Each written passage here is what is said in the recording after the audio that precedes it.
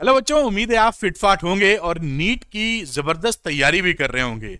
NEET exam में आपको success करने के लिए, सक्सेसफुल होने के लिए मैं डिटेल्ड वीडियो की सीरीज आपके लिए बना रहा हूं, जिसके अंदर क्या है बेटा कि पूरा सिलेबस मैं कवर कर रहा हूं। यानी आपको इससे ज्यादा पढ़ने की कोई आवश्यकता नहीं, इतना ही आपके नीट के लिए सफिशिएंट है। सारे क्वेश्चंस यहीं से आने वाले हैं क्योंकि ये पूरा सिलेबस ही है। इस कड़ी में हम लोग करते करते इस समय पहुंचे चैप्टर नंबर 15 पर, जो कि है लॉज ऑफ थर्मोडायनेमिक्स। और इसको मैंने 4 पार्ट में डिवाइड किया था। थर्ड पार्ट आज करेंगे, जिसमें मैं थर्मोडायनेमिक प्रोसेस का जिक्र करूंगा। एडियाबैटिक, आइसोथर्मल, ऐसे जो आइसोकोरिक, आइसोबारिक, ये सब जो थर्मोडायनेमिक प्रोसेस होते हैं और उसके जो पैरामीटर्स हैं उनका भी डिस्कशन मैं करूंगा। इसके पहले के लेक्चर देखने के लिए मैं लिंक लगा रहा हूं डिस्क्रिप्शन में, जो पहले के चैप्टर या पहले के लेक्चर्स हैं। सीक्वेंस में जब भी आप फिजिक्स देखेंगे आपको फिजिक्स बहुत आसान लगेगी, और मैं कोशिश भी करता रहता हूं कि फिजिक्स और आसान आपके लिए कैसे हो जाए। तो अगर आप ये चाहते हैं कि फिजिक्स आसान भाषा में आपको समझ में आए, वीडियो लेक्चर देखने के बाद न्यूमेरिकल्स निकलने लगे, तो झट से अरविंद एकेडमी नीट चैनल को सब्सक्राइब कर लीजिए। चलिए बात को स्टार्ट कर लेते हैं। और इस वीडियो के अंत में 3 क्वेश्चन चैलेंज में देता हूं। वो आज के ही पढ़ाए गए टॉपिक पर बेस्ड होते हैं। नॉर्मली वो आपके मेडिकल एंट्रेंस एग्जामिनेशन में पूछे गए सवाल होते हैं।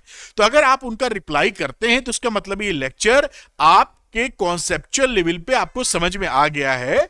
अगर वो नहीं निकलते हैं तो आप रिविजिट कीजिए वीडियो कि कहां मेरा कॉन्सेप्ट छूट गया है, जिससे जब आप वीडियो देखकर निकलें तो आपका काम बन जाए। नोट जरूर बनाइएगा, है ना, वही फायदा करेगा। चलिए, वरना भूल जाएंगे।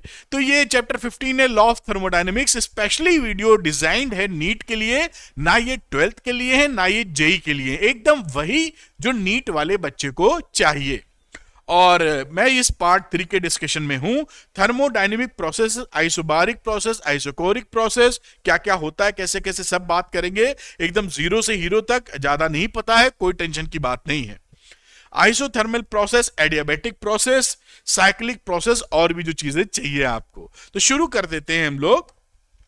अच्छा, कुछ बच्चों को ये रहता है कि जो मैं यहां पढ़ा रहा हूं उसका अगर उनको टेलीग्राम चैनल पर या उनको पीडीएफ मिल जाए एनोटेशंस के साथ, दिखावट के साथ, तो आराम से मिल जाएगा। आप Arvind academy NEET Telegram channel को ज्वाइन कर लीजिए, लिंक डिस्क्रिप्शन में दिया है। वहां पर मैं इसका पीडीएफ अपलोड कर दूंगा, तो कोई समस्या की बात नहीं, आपको आराम से पीडीएफ आपके पास पहुंचेगा। उससे आप अपने नोट्स बना के आगे बढ़ सकते हैं। कुछ बच्चे मुझसे पढ़ना चाहते हैं तो ये अरविंद एकेडमी ऐप है। अरविंद एकेडमी ऐप का भी लिंक डिस्क्रिप्शन में दे रहा हूं। यहां पर कुछ बहुत ही बढ़िया मटेरियल है नीट के लिए। आप अरविंद एकेडमी ऐप को डाउनलोड करें, उन मटेरियल को देखें और यूज करें, जिससे कि आपका डॉक्टर बनने का सपना पूरा हो और नीट में आप सेलेक्ट हो पाएं। तो आप ऐसा कर सकते हैं, अरविंद एकेडमी ऐप को डाउनलोड कर सकते हैं, डिस्क्रिप्शन में लिंक है। शुरू कर देते हैं वीडियो, जो कि जिस पर्पस से बन रहा है। तो देखिए, थर्मोडायनेमिक प्रोसेस की बात की है मैंने अपने इसी चैप्टर में मैं समझाया था कि एक्चुअली प्रोसेस थर्मोडायनेमिक, जो स्टेट चेंज होती है थर्मोडायनेमिज्म में, स्टेट चेंज होने का मतलब क्या है ना। तो फिर वो छोटा सा एग्जांपल दे रहा हूं, समझ लीजिए। आप यहां पर जमीन पर खड़े हुए हैं, सपोज एक जनरल एग्जांपल, और इस सीढ़ी, ये इमारत है, कोई बिल्डिंग कह लीजिए, इस बिल्डिंग में आप ऊपर पहुंच गए। तो जब आप ऊपर पहुंच गए तो यहां की अपेक्षा यहां की आपकी स्टेट चेंज हो गई, बदलाव हो गया। अब इस स्टेट में जो बदलाव, जो जमीन पर थे और 10 मंजिल 12 मंजिल के माले पे चढ़े हुए हैं आप, दोनों में जो चीजें चेंज हुई है उसको समझने के लिए हम लोग स्टेट वेरिएबल्स का यूज करते हैं। स्टेट वेरिएबल मतलब कि भाई, जैसे इसके ताल्लुक में बात करेंगे तो इसकी जमीन से हाइट कितनी थी, इसकी जमीन से हाइट कितनी थी, वगैरह वगैरह। ये एक इसका पैरामीटर हो गया। इसी तरीके से थर्मोडायनेमिक में जब आप स्टेट चेंज करते हैं तो उनका थर्मोडायनेमिक वेरिएबल चेंज होता है। वो थर्मोडायनेमिक वेरिएबल क्या है? Pressure, volume, temperature. मोटे तौर पर इतना ही समझ लीजिए, बाकी और भी बातें होती हैं।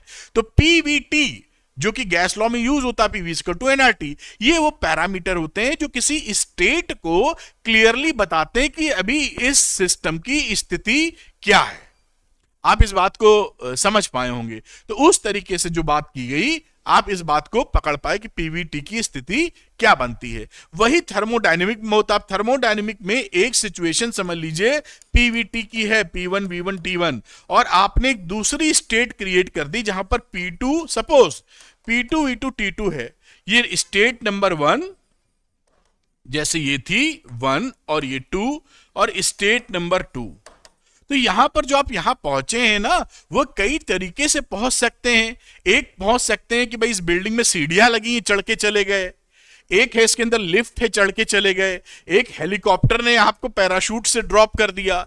देयर आर सर्टेन मेथड्स जिससे आप ये स्टेट को प्राप्त कर सकते हैं। यही बात इनके लिए है कि इस स्टेट नंबर 1 से स्टेट नंबर 2 पहुंचने के लिए आप लिफ्ट, हेलीकॉप्टर, पैराशूट, सीढ़ी इनका इस्तेमाल कर सकते हैं। तो जो प्रोसेस यूज कर रहे हैं इसी को हम बोलते हैं थर्मोडायनेमिक प्रोसेस। एक स्टेट से दूसरे स्टेट तक पहुंचने के लिए जो मेथड, जो प्रोसेस लग रहा है, उसी की हम स्टडी करेंगे कि स्टेट तो आपने बदली है, किस तरीके से बदली है और वो तरीके में क्या क्या खास बातें आ जाती हैं। बात पकड़ में आई होगी। सरलता के लिए ऐसा एग्जांपल दिया है क्योंकि यहां से यहां पहुंचे तो आप हैं बिल्डिंग के ऊपर, लेकिन किस प्रोसेस से पहुंचे, सीढ़ी से, एलिवेटर से, लिफ्ट से मतलब, या हेलीकॉप्टर से ड्रॉप कर दिए गए हैं, इसी को बोलते हैं थर्मोडायनेमिक प्रोसेस। अब आगे हम लोग डिफरेंट डिफरेंट थर्मोडायनेमिक प्रोसेस पढ़ेंगे। थर्मोडायनेमिक प्रोसेस में मेन 4-5 चीजें हर प्रोसेस में आपको ध्यान रखनी पड़ती हैं या सीखनी पड़ती हैं प्रोसेस को समझने के लिए। तो वो चीजें रफली अप्रोक्सीमेटली इन जनरल मैं बता देता हूं, जैसे ध्यान रहे आपको। एक तो आप देखते हैं इक्वेशन ऑफ स्टेट, कि भाई ये जो थर्मोडायनेमिक प्रोसेस है ये किस रिलेशनशिप के तहत बदलाव ले रहा है। जैसे PV is equal to NRT, gas law का एक रिलेशन है, इक्वेशन है गैस लॉ की। ऐसे ही कौन सी इक्वेशन के तहत ये बदलाव ले रहा है। दूसरा, हम जो गैस लॉ जानते हैं आइडियल गैस के लिए, ये देखिए एनआर हो जाता है कांस्टेंट यहां पर। तो हम पीटी में, वीटी में और पीवी में ग्राफ का जिक्र करते हैं। तो यहां पर 3 ग्राफ हो गए। एक लिख दो पीवी ग्राफ, बहुत ही आसानी से, ये इसलिए कि आप बिल्कुल पकड़ पाए, वीटी ग्राफ, और एक बच गया जहां तक पीटी ग्राफ। ये 3 ग्राफ का जिक्र आप करेंगे, मेरी बात आप तक पहुंची होगी। फिर हम लोग वर्क डन का जिक्र करते हैं, सभी प्रोसेस में अक्सर आप देखेंगे। और वर्क डन के बाद छठा पॉइंट कह सकते हैं फर्स्ट लॉ ऑफ थर्मोडायनेमिक्स, वो कैसे लगाएंगे, थर्मोडायनामिक्स, समझ लीजिएगा स्पेलिंग जो भी है, ठीक। तो ये जो कितने लिखे, 6, मोटे तौर पर 6 पॉइंट होते हैं जो हर प्रोसेस में आपको पता होने चाहिए। फिर एक दो जगह स्लोप का भी जिक्र होता है जो मैं यहां लिख नहीं रहा हूं, आगे देखेंगे। सभी में स्लोप नहीं ढूंढते हैं, लेकिन अंत में एक दो आइसोथर्मल वगैरह में स्लोप की बात आएगी।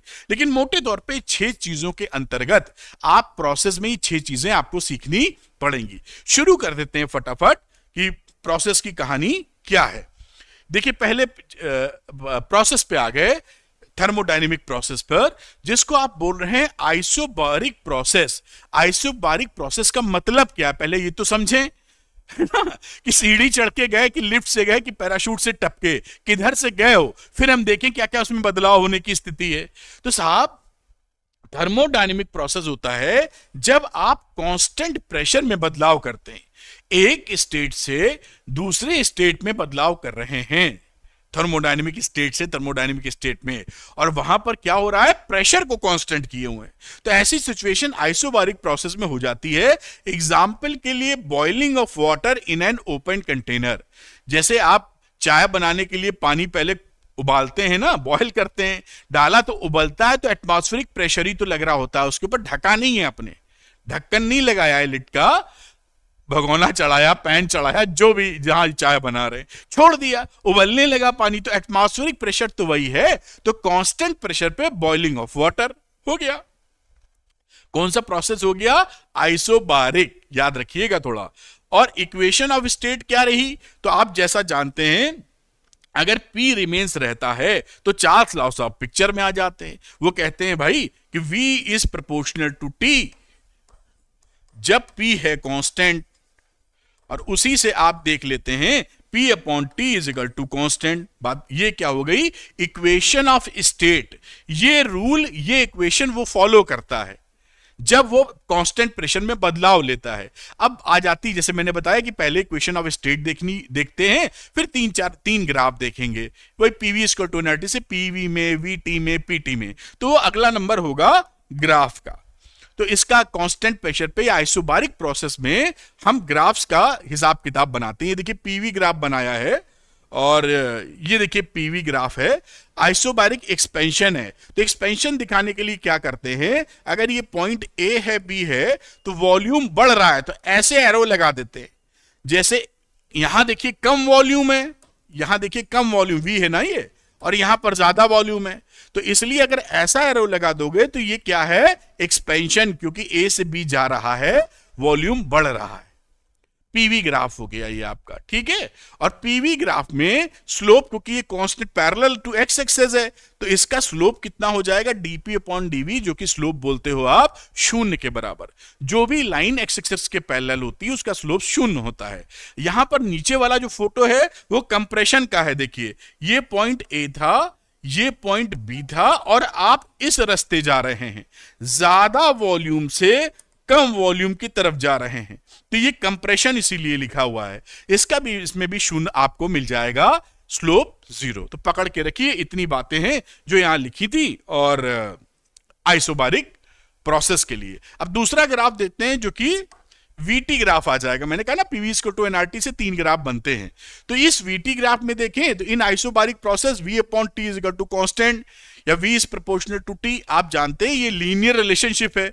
जब भी लीनियर रिलेशनशिप होती है स्ट्रेट लाइन मिलती है। तो ये आपको स्ट्रेट लाइन मिल गई जो कि ओरिजिन से पास हो रही है। ये v है, ये t है, और ये इसका स्लोप कह सकते हैं। यहां स्लोप निकालोगे अगर, जैसे बात कर रहे हैं टेन थीटा, तो v अपॉन टी, आप जानते होंगे परपेंडिकुलर अपॉन बेस, तो v अपॉन टी, और पीवी इक्वल टू एनआरटी से v अपॉन टी करोगे तो एनआर अपॉन पी, जो कि एक कांस्टेंट है, और कांस्टेंट होता ही है लीनियर रिलेशनशिप में, स्ट्रेट लाइन मिलती है।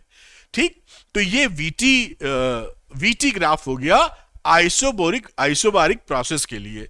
अगली बात करते हैं पीटी ग्राफ। तो ये रहा आइसोबारिक के लिए पीटी ग्राफ, प्रेशर एक तरफ, टेम्परेचर एक तरफ।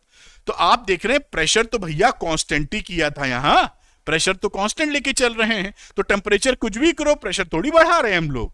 तो यहां पर ये आप क्या देख रहे हैं, parallel to temperature, X axis कह लीजिए। तो यहां पर इसका स्लोप क्या आ गया, 0, और ए से बी जा रहे हैं, यानी टेम्परेचर, ये लिखाने का मतलब है कि टेम्परेचर हम बढ़ाते जा रहे हैं, तो स्लोप तो 0 हो जाएगा, क्योंकि प्रेशर तो आप कांस्टेंट रखे हुए हैं। टेम्परेचर कुछ भी कर दें, प्रेशर नहीं चेंज कर रहे, तभी तो आइसोबारिक कह रहे हैं।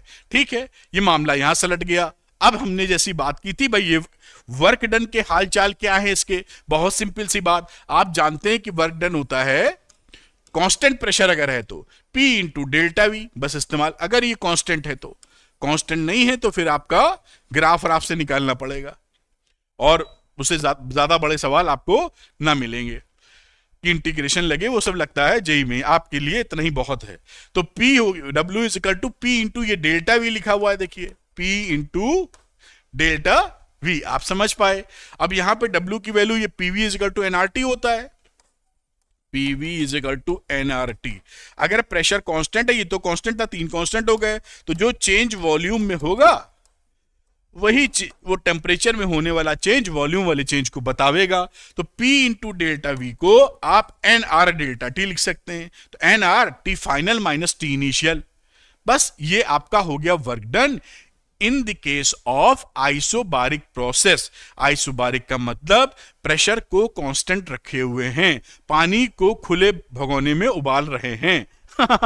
ठीक, ये अब इसमें अगला कदम कि वर्क डन निकाला है, अब फर्स्ट लॉ ऑफ थर्मोडायनेमिक लगाएंगे। मजा तो तभी आएगा, मतलब आपके कोर्स के अनुसार। तो ये फर्स्ट लॉ ऑफ थर्मोडायनेमिक लगा दीजिए। फर्स्ट लॉ ऑफ थर्मोडायनेमिक आप जानते थे, डेल्टा क्यू की value delta U plus delta W होती है, फर्स्ट लॉ ऑफ थर्मोडायनेमिक। अब यहां पर डेल्टा डब्ल्यू हमने निकाला, ये देखिए यहां से, ये क्या है, एन आर डेल्टा टी, ये वर्क डन यहां से निकाला है। तो वर्क डन इतना है, इस वाली इक्वेशन में आप वर्क डन पुट कर लीजिए, तो ये रहा डेल्टा क्यू, ये डेल्टा यू, और वर्क डन निकाला था एन आर डेल्टा टी। ये first law of thermodynamics in isobaric process आप लगा के बैठ गए हैं, बस कोई दिक्कत नहीं है, बस पढ़ते जाइए। नोट्स इसलिए बनाइएगा आपने कि अगर आप नोट्स नहीं बनाएंगे तो भूल जाएंगे। भूल तो बिना नोट्स बनाए ना बनाए भूल जाएंगे, लेकिन नोट्स बनाने पे क्या होगा कि 15 दिन बाद, 1 महीने बाद, जब आप 4 चैप्टर, 3 चैप्टर, 5 चैप्टर आगे बढ़ जाएंगे तो पलट के जल्दी रिवीजन कर लेंगे फटाफट, 15 मिनट के अंदर चैप्टर खत्म। तो नोट्स बनाना कॉम्पिटिटिव एग्जामिनेशन या कहीं पे टॉप करना चाहते हैं, मस्ट है। अगर आप टॉपर बनना चाहते हैं, एम्स दिल्ली पहुंचना चाहते हैं, एक टफ कंपटीशन में कंपीट करना चाहते हैं, विदाउट नोट्स मुझे नहीं लगता कि ज्यादा पॉसिबिलिटी है किसी के लिए। खैर, आपको सेंसिटाइज कर रहा हूं कि आप इसकी अहमियत समझे, क्योंकि कई बच्चे ये कह के दरकिनार कर देते हैं इस पॉइंट को कि सर इसमें टाइम बहुत लगता है। अरे भाई, आपको सफल होने में टाइम और मेहनत तो लगाना पड़ेगा ना। आप जो एग्जाम देने जा रहे हैं वो हलवा हो तो सभी लोग पहुंच जाएं एम्स दिल्ली, ऐसा नहीं होगा ना, समझिए इस बात को। खैर, एक कदम और आगे बढ़ाते हैं, सवाल को निपटाते हैं। तो यहां बात रही, find the ratio of delta Q upon delta U, delta Q upon delta W in an isobaric process. The ratio of the molar heat capacity CP upon CV की वैल्यू यहां गामा बोली गई है। तो आइसोबारिक के अंदर आप P constant होता है और यहां पर सी जो हो जाएगा, क्योंकि कांस्टेंट प्रेशर पे बात की गई है तो सीपी के बराबर हो जाएगा। खैर, डेल्टा क्यू की बात करें और डेल्टा यू की बात करें तो डेल्टा क्यू क्या होता है, एन सीपी डेल्टा टी, क्योंकि ये हीट दे रहे हो कांस्टेंट प्रेशर पर। डेल्टा यू की बात करें तो ये तो होता ही है एन सीवी डेल्टा टी। ये देखिए N N N delta T निपट गए, ये बचा सीपी अपॉन सीवी जो कि वैल्यू गामा के बराबर है। तो C delta Q upon delta V पहला आंसर आपका आ चुका है, अभी दूसरा भी निकलेगा। तो ये रहा delta Q upon delta W. बड़े प्यार से लिखिए, कोई टेंशन नहीं है, डेल्टा क्यू को तो डेल्टा क्यू पड़े रहने दिया। ये फर्स्ट लॉ ऑफ थर्मोडायनेमिक के बेसिस पर यहां से हमने डेल्टा डब्ल्यू निकाला, तो डेल्टा डब्ल्यू की value delta Q minus delta U आ गई। आप देख पा रहे हैं, यहां पे मेंशन कर दीजिए delta Q minus delta U. ठीक, अब वैल्यू रख दीजिए, ये क्या रहा, N CP into delta T, क्योंकि कांस्टेंट प्रेशर पे ही आप कर रहे हैं पूरा कांड, आइसोबारिक प्रोसेस है। और डेल्टा क्यू की value N CP delta T minus N CV delta T. अब यहां पे देखिए सब में एन डेल्टा टी कॉमन है, कट जाएगा, तो ये वैल्यू क्या आ जाएगी, CP upon CP minus CV. ऊपर और नीचे आप सीवी से डिवाइड कर दीजिए, तो ऊपर वैल्यू हो गई सीपी अपॉन सीवी, यहां 1 आ गया, और ये वैल्यू हो गई ये 1 नहीं आया है, सीवी से डिवाइड किया, तो सीपी अपॉन सीवी माइनस 1। अब ये वैल्यू दे रखी थी गामा, और ये हो गई गामा माइनस 1। ये आपका आ गया आंसर नंबर 2। यही दो चीजें पूछी थी, ये एक आंसर आया और दूसरा आंसर ये आया। इस तरह से देखिए कितनी आसानी से कर लिया, लेकिन आपको कुछ चीजों पे पकड़ बनानी होगी कि क्या कार्यक्रम चल रहा है। और मैं पूरी कोशिश कर रहा हूं, आप कमेंट करके बताइएगा भी कि आपको और जो आप पढ़ते हैं, जहां जहां पढ़ रहे हैं, उससे ये चीजें सरल लग रही हैं कि नहीं। मेरी पूरी कोशिश है कि सरल लगें, एकदम वैसे ही जैसे बायो पढ़ते हैं। आइए मैं किनारे हटता हूं और इसको नोट करें, अगले प्रोसेस का जिक्र करेंगे जो कि होगा भाई आइसोकोरिक प्रोसेस। और आइसोकोरिक प्रोसेस का मतलब कांस्टेंट वॉल्यूम पे कांड किया जाएगा। तो चलिए अगली बात देखते हैं, जो कि आ गया आइसोकोरिक प्रोसेस। यहां पर मैंने हाईलाइट देखिए एक शब्द पढ़ के किया है कि जो थर्मोडायनेमिक प्रोसेस कांस्टेंट वॉल्यूम पे स्टेट को चेंज किया जाएगा उसको आप बोलेंगे isochoric process. Volume same, volume constant. फिर आ जाता है इक्वेशन ऑफ स्टेट, जैसी बातचीत की गई थी। तो यहां पर जैसे ही v कांस्टेंट करते हैं, आपका गैर-लुसैक लॉ लग जाता है, p is proportional to t at constant volume. तो P is proportional to T, और जब हमारा V कांस्टेंट रहता है, गैर-लुसैक लॉ। और इसी को आप P upon T is equal to constant कह देते हैं, जो आपके पास यहां लिखा हुआ है। अब इसके ग्राफ को देखेंगे, वही 3 ग्राफ जो आते हैं PV VT PT बस उसके यार वर्क डन देखेंगे, फर्स्ट लॉ ऑफ थर्मोडायनेमिक देखेंगे, लगभग काम कंप्लीट हो जाएगा, और स्लोप भी देख लेंगे बीच में। ठीक, तो चलिए शुरू करते हैं। आए होंगे ग्राफ, ये देखिए अभी आ गया। अच्छा, पीवी ग्राफ देखिए, मैंने बात की आपसे। अब P बनाया, V बनाया। अब V पर आप जान रहे हो कि V को कांस्टेंट करके बैठे हो, आइसोकोरिक प्रोसेस है, ये घटना पूरी आइसोकोरिक की है।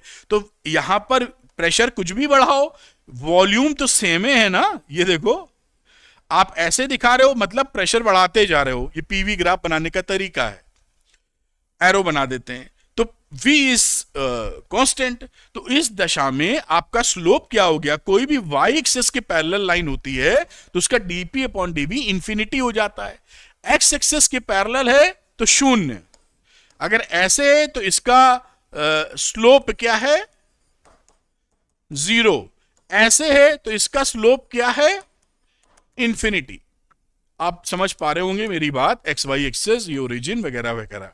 तो ये पैरेलल टू वाई एक्सेस है, तो स्लोप इंफिनिटी हो गया इसका।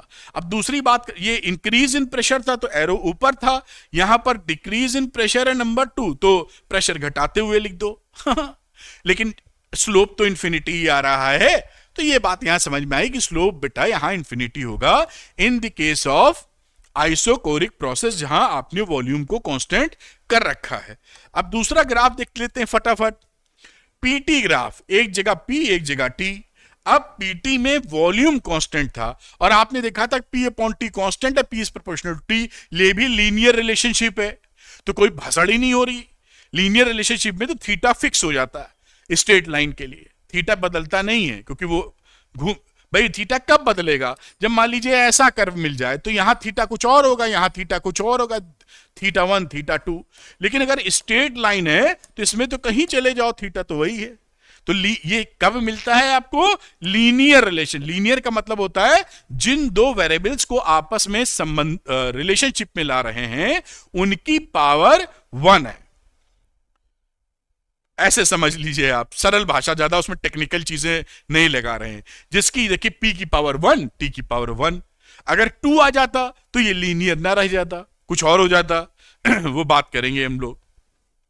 तो सीधे सीधे P की पावर T की, और ऐसे कहीं आ जाए 1 अपॉन T करके बेटा, तो ये लीनियर रिलेशनशिप नहीं है, ये हाइपरबोलिक रेक्टेंगुलर हाइपरबोला बनाता है। कैसे बनाता है, आपके कोर्स में कई जगह बनाए हैं आप, आगे भी शायद बनेगा तो हम दिखाएंगे। This is not linear. खैर वो बात छोड़ देते हैं, मुद्दे पर आते हैं। आप समझ गए होंगे लीनियर की, इसकी पावर देखिए 1 अपॉन T जब लिखते हो तो इसकी पावर लिखते हो T की पावर -1, तो मैं 1 का जिक्र कर रहा हूं यहां पावर। खैर चलिए, आपको एक आइडिया दे दिया जिससे कि आप पकड़ पाए। ये सब जानेंगे तो बिल्कुल जैसे बायो में लाते हैं वैसे ही मैथ्स फिजिक्स में नंबर लाएंगे, तभी तो एम्स पहुंचेंगे। 720 में टॉप करने वाला 720 ला रहा है, तो आपको तो सीटें 125 हैं। खैर एम्स दिल्ली की, तो यहां पर टेन थीटा की बात की जाए, P अपॉन T का जिक्र हो गया, और P अपॉन T को ये कैसे लिखा, PV इक्वल टू NRT करके, तो उसकी वैल्यू कांस्टेंट आ गई। तो स्लोप देखिए कितना है, NR अपॉन V या P अपॉन T, जो कि कांस्टेंट के बराबर है। एक ग्राफ और बचा था जो कि VT ग्राफ था, उसका भी जिक्र करने में कोई बुराई नहीं है। तो ये VT ग्राफ है, एक जगह वॉल्यूम बनाओ एक जगह टेम्परेचर बनाओ। भाई वॉल्यूम तो कांस्टेंट करके बैठे हैं, आइसोकोरिक प्रोसेस है, तो टेम्परेचर घटाओ बढ़ाओ कुछ भी, ये तो बढ़ा रहे इस समय, लेकिन वॉल्यूम क्या है, कांस्टेंट। अब आपसे बातचीत हो चुकी है, एक्स एक्सिस के पैरेलल है तो स्लोप 0 हो जाएगा, ज्यादा दिमाग लड़ाने की जरूरत नहीं। V अपॉन T या dV अपॉन dt, शून्य हो गया स्लोप इसका, तो ये स्लोप शून्य हो गया। अब एक मजेदार चीज और आती है, जो वर्क डन की बात कर रहे थे, हम चाहते हैं कि वर्क डन हम P इंटू डेल्टा V से निकालते हैं। अब आपने V को अगर कांस्टेंट कर दिया है आइसोकोरिक प्रोसेस में, तो डेल्टा चेंज इन वॉल्यूम कितना होगा, कुछ नहीं, क्योंकि कोई बदलाव हो ही नहीं रहा है, V तो कांस्टेंट है। इसका मतलब क्या है कि वर्क डन में P इंटू डेल्टा V 0 रखोगे तो वर्क डन 0 आ जाएगा। तो आइसोकोरिक प्रोसेस में वर्क डन कितना होता है, 0, नीलपट्टे सन्नाटा तो आप पकड़ पाए होंगे मेरी बात कि in the case of isochoric process, isochoric का मतलब वॉल्यूम कांस्टेंट रखे हुए हो, और स्टेट चेंज कर रहे हो, बढ़िया चीज कर दी आपने, तो वर्क डन रहा नहीं। अब फर्स्ट लॉ ऑफ थर्मोडायनेमिक लगा दीजिए वर्क डन 0 करते हुए, कोई टेंशन ही नहीं है। आ जाइए, तो यहां पर देखिए फर्स्ट लॉ ऑफ थर्मोडायनेमिक्स में ये हमें पता ही रहता है कि डेल्टा की value N C V delta T होती है।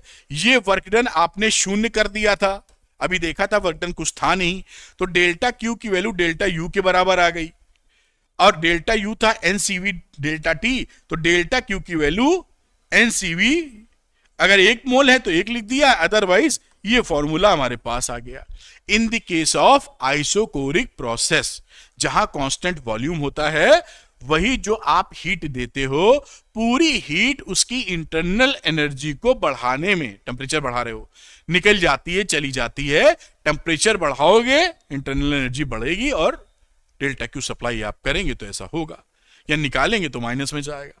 खैर, ये बात आप समझ गए होंगे, first law of thermodynamics in the process of isochoric, जहां वॉल्यूम कांस्टेंट रखे हुए हैं।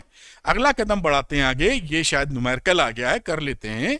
What is the heat input needed, कितना आप हीट दें to raise the temperature of 2 mole, ये एन की वैल्यू है, ऑफ हीलियम गैस। हीलियम का मतलब मोनो एटॉमिक गैस है, फट से समझ जाइए, मोनो एटॉमिक गैस इसीलिए लिखा है। फ्रॉम 0 टू टेम्परेचर डिफरेंस भी हमको मालूम है, बड़ी अच्छी बात है। कांस्टेंट वॉल्यूम पे बताओ कितनी हीट लेगा इतना टेम्परेचर बढ़ाने में, कांस्टेंट प्रेशर बताओ, और तीसरी है what is the work done by the gas in part 2, यानी कांस्टेंट प्रेशर पर, और आप अपने का आंसर देना है आर के टर्म में। तो जो मोनो एटॉमिक गैस होती हैं यहां से चालू करते हैं, मोनो एटॉमिक गैस जो कि यहां पर हीलियम है, तो उसका सीवी क्या होता है 3R/2, और सीपी 1R ज्यादा यानी 5R/2, CP minus CV is equal to R होता है, आप जानते हैं। ये सीपी सीवी आ गया। कांस्टेंट वॉल्यूम पे हम जानते हैं at constant volume, eight constant volume बेटा, तो जहां आप वॉल्यूम कांस्टेंट करेंगे, अभी हमने देखा था एन सीवी डेल्टा टी के बराबर होता है, यही डेल्टा यू के बराबर भी होता है कांस्टेंट वॉल्यूम में। वैल्यू पुट कर दीजिए, एन की वैल्यू 2 मोल दे रखी है, सीवी यहां से निकालें 3R/2, डेल्टा टी का मतलब है 100 में से 0 घटा दो, अब 2 से 2 निपट गया, 100 यानी 300 आर आ गया। तो ये तो पहला आंसर आपका आ चुका है बहुत आसान है, बस आप बात को पकड़े रहिए। दूसरी बात पकड़ते हैं, जब कांस्टेंट प्रेशर की बात कर रहे हैं तो यहां पर पकड़ लेते हैं एट कांस्टेंट प्रेशर कितनी हीट इसको चाहिए, तो Q is equal to NCP delta T चाहिए। ये डेल्टा यू के बराबर नहीं है, इसमें होता है। बाकी सप्लाई तो आपको जिस प्रेशर कांस्टेंट है तो सीपीयूसी का यूज करेंगे, तो एनसीपी डेल्टा टी, तो एन की वैल्यू थी 2, सीपी कितना है बेटा 5R/2, और टेम्परेचर डिफरेंस लिख चुके हैं तो 100 माइनस 0 नहीं लिख रहे हैं, लिख देते हैं चलो, ठीक। तो 2 से 2 कट गया, ये 500 आर आ गया। ये आंसर नंबर 2 हो गया बेटा। आंसर नंबर 3 की बात करते हैं। अब ये कह रहा है what is the work done by the gas in part 2, यानी work done at constant pressure, work done at constant pressure, यही बोलने का इनका औचित्य है। हमें ये फर्स्ट लॉ ऑफ थर्मोडायनेमिक लगा दो, डेल्टा क्यू जो सप्लाई करते हो इंटरनल एनर्जी और वर्क डन में खर्चा होता है, ये डेल्टा क्यू हम पकड़े हुए हैं 500 आर, तो यहां ठीक है लिख देना चाहिए, हमारे ख्याल से कोई दिक्कत नजर नहीं आ रही है, 500 आर। और पूछा क्या है वर्क डन, डेल्टा यू हमने निकाला था विच इज, तो बेटा यहां पर डेल्टा यू की वैल्यू हो जाएगी यही डेल्टा यू, क्योंकि डेल्टा यू ना स्टेट वेरिएबल है, किस प्रोसेस से स्टेट को चेंज कर रहे हो इस पे डिपेंड नहीं करता, ध्यान रखिएगा। तो चाहे वो सीवी करके कर रहे हो, प्रेशर कांस्टेंट कुछ भी कर रहे हो, कोई मतलब नहीं। मैं फिर से डायग्राम बनाता हूं जिसे आप पकड़ पाए। एक स्टेट से दूसरी स्टेट में आप चेंज कर रहे हो, अगर किसी भी any process, constant volume, constant pressure, कुछ भी, इसकी इंटरनल एनर्जी को कोई मतलब नहीं है। इंटरनल एनर्जी केवल डिपेंड करती है फाइनल स्टेट और इनिशियल स्टेट में। जो प्रोसेस है उससे इसका कोई लेना देना नहीं कि किस प्रोसेस से मेरी स्टेट तुमने चेंज की है, फाइनल और पहले। तो आप जो डेल्टा यू जो मैं बता रहा हूं ये होती है, ये तो डेल्टा यू फाइनल और इनिशियल सिचुएशन स्टेट पे डिपेंड करती है किसी से भी। तो डेल्टा यू तो सेम ही रहेगी सबकी, चाहे पी से जाओ, चाहे वी से जाओ, चाहे किसी से जाओ। तो डेल्टा यू की वैल्यू 300 आर आ जाएगी यहां। बात समझ पाए होंगे। और ये डेल्टा डब्ल्यू हो गया। अब डेल्टा डब्ल्यू निकालोगे, 500 आर में 300 आर घटा दिया तो ये 200 आर आ गया। ये आपका आंसर है। मैंने इसलिए बताया कि अगर मैं डायरेक्टली यूज कर लूं इसको तो आप सोच सकते हैं अरे सर ये तो कांस्टेंट वॉल्यूम वाला मामला था, वहां कैसे यूज कर लिया, यहां तो कांस्टेंट प्रेशर है। तो आपको समझाने के लिए कि जो हमारा डेल्टा यू होता है वो केवल डिपेंड करता है स्टेट पर, फाइनल इनिशियल पर। किस तरीके से बदले हैं प्रोसेस लगाकर, उससे कोई मतलब नहीं है। इसीलिए चाहे वो v पर आपने डेल्टा यू कैलकुलेट किया हो या p कांस्टेंट p पे कैलकुलेट किया हो, किसी पे, सबका डेल्टा यू सेम आएगा अगर पहली स्टेट दूसरी स्टेट सेम है तो। ठीक है, तो मेरे ख्याल से आप इस बात को पकड़ पाए होंगे। मैंने 2-3 बार इस बात को आपके सामने रखा जैसे कि कॉन्सेप्ट बिल्डअप होते चले जाएं। इसको आप नोट कर लीजिए। अगला प्रोसेस हम लोग शुरू करेंगे इसके बाद। तो मेरे ख्याल से ये आप शायद नोट कर पाए होंगे। थोड़ा सा और ऊपर मैं कर देता हूं इसको, ये यहां तक लेके आता हूं। ये बात पूरी क्लियर हो गई है और शायद 3-4 सेकंड हो गए, इतने में तो आप जरूर बहुत तेजी से आप नोट कर लेते हैं। तो अगला जिक्र करता हूं जो कि है आइसोथर्मल प्रोसेस, और बड़ा फेमस प्रोसेस है, आप जानते भी हैं। तो यहां पर देखिए आइसोथर्मल प्रोसेस क्या होता है। ये वो थर्मोडायनेमिक प्रोसेस है जो कांस्टेंट टेम्परेचर पे काम करता है, यानी एक स्टेट से दूसरे स्टेट में बदलाव कर रहे हैं लेकिन टेम्परेचर सेम रखे हुए हैं, टेम्परेचर को बदलने नहीं दे रहे हैं। तो ये हो जाता है, जैसे कि आप बात करिए एग्जाम्पल के तौर पर, freezing of water at 0 degree centigrade to form ice at 0 degree centigrade. ठंडा पानी 0 डिग्री सेंटीग्रेड का जब बर्फ बनता है 0 डिग्री सेंटीग्रेड में तो टेम्परेचर तो नहीं बदलता, स्टेट बदल जाती, लिक्विड से वो जम के पहुंच गया, बर्फ बन गया। ये मत समझिएगा कि स्टेट चेंज को यही बोलते हैं कि लिक्विड से बर्फ बन जाए। पीवीटी चेंज होता है, स्टेट बदल जाती, पानी की पानी में ही स्टेट चेंज हो जाएगी, है ना, डिफरेंट पैरामीटर्स पर। खैर, तो यहां पर ये एग्जांपल आ गया कि ठंडे पानी को, 0 डिग्री वाले पानी को जब बर्फ बनाते हो तो टेम्परेचर तो बदलता नहीं, इसलिए ये कौन सा प्रोसेस हो गया, आइसोथर्मल प्रोसेस। अब आइसोथर्मल प्रोसेस का इक्वेशन ऑफ स्टेट क्या है कि किस रूल को फॉलो करके ये इस कांड को अंजाम दे रहा है। तो ये वैल्यू होती है PV is equal to constant. तो फॉर एन आइडियल गैस आप जैसे ये इक्वेशन जानते हैं, PV is equal to NRT. ये पहले से कांस्टेंट था, इसको आपने फिर से कांस्टेंट कर दिया, बचा क्या, कुछ नहीं, PV is equal to constant हो गया। तो ये इक्वेशन बड़ी सिंपल और बढ़िया आ जाती है, PV is equal to constant. और ये आपका बॉयल्स लॉ होता है जैसा आप जानते हैं। तो P1 V1 is equal to P2 V2 हो जाएगा, या P initial V initial is equal to P final V final. इस तरीके से हम आइसोथर्मल प्रोसेस में कहानी इक्वेशन स्टेट को देखेंगे। और जो स्लो प्रोसेस होते हैं उनको आइसोथर्मल प्रोसेस नॉर्मली कहा जाता है। स्लो प्रोसेस में क्या होता है कि जैसे आप स्लोली किसी चीज को अंजाम दे रहे हैं, एक आपने हीट लिए चैम्बर, उसको स्लोली एक्सपैंड कर रहे हैं, तो वो एटमॉस्फेयर से या बाकी चीजों से अपनी हीट एक्सचेंज कर लेता है और अपने टेम्परेचर को घटने बढ़ने नहीं देता। तो ध्यान ये रखिएगा कि जो स्लो प्रोसेस हैं, एक्सट्रीमली स्लो प्रोसेस, वो आइसोथर्मल की कैटेगरी में आ जाएंगे। खैर, आप इस बात को समझ पाए होंगे। कुछ ग्राफ शुरू करेंगे समझना। तो पहला है पीवी ग्राफ, ये रहा पी, ये रहा वी, और ये आइसोथर्मल पे, यानी ये सारे टेम्परेचर जो जो सेम थे सबको हमने आपस में ज्वाइन कर दिया जिससे हमें ग्राफ मिल गया।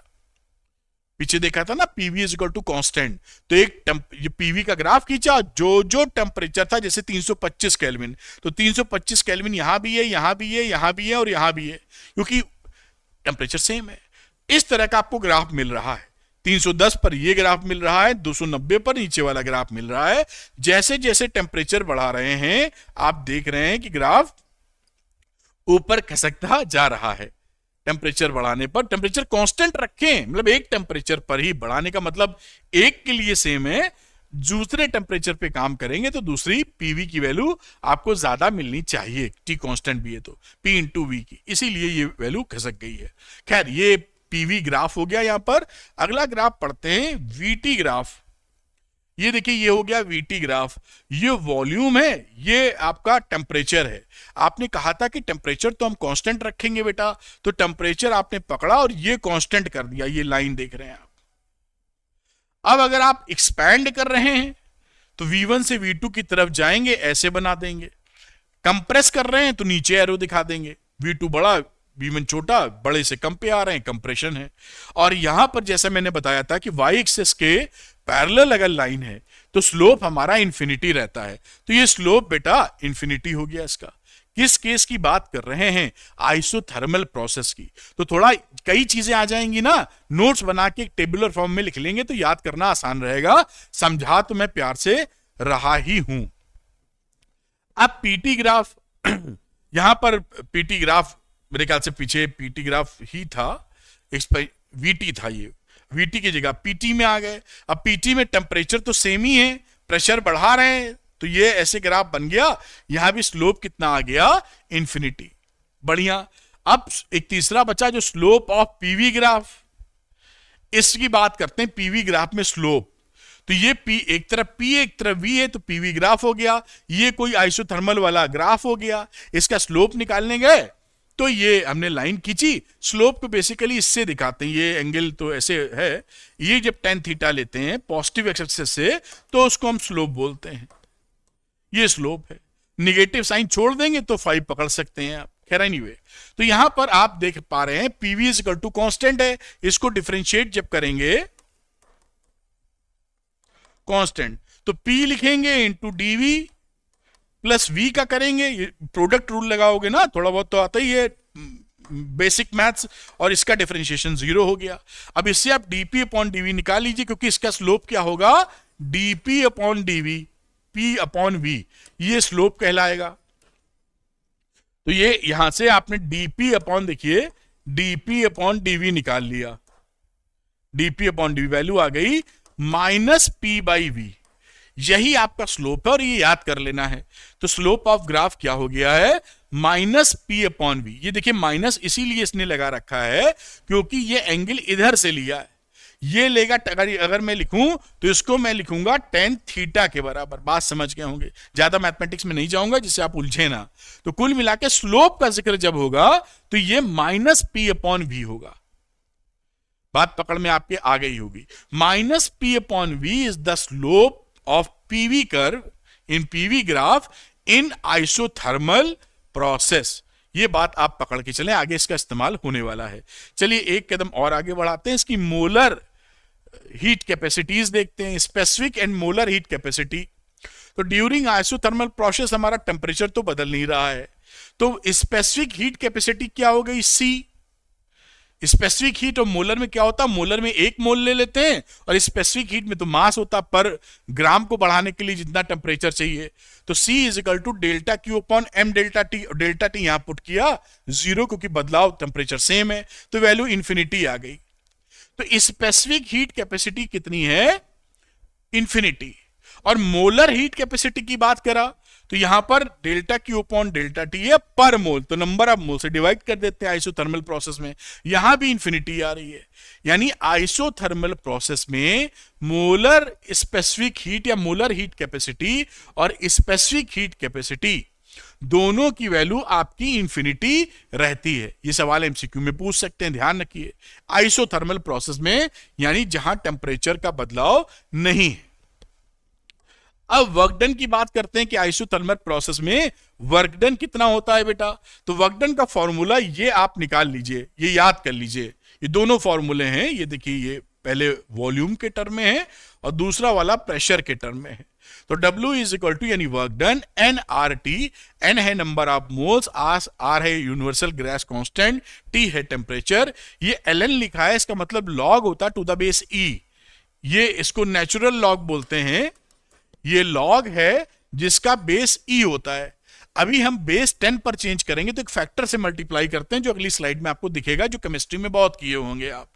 खैर, तो ये वर्क डन हो गया एनआरटी लॉग, ये वाला लॉग नेचुरल लॉग, मैं लिख भी देता हूं नेचुरल लॉग। जब बात हुई गई है तो लिखने में कोई बुराई नहीं है।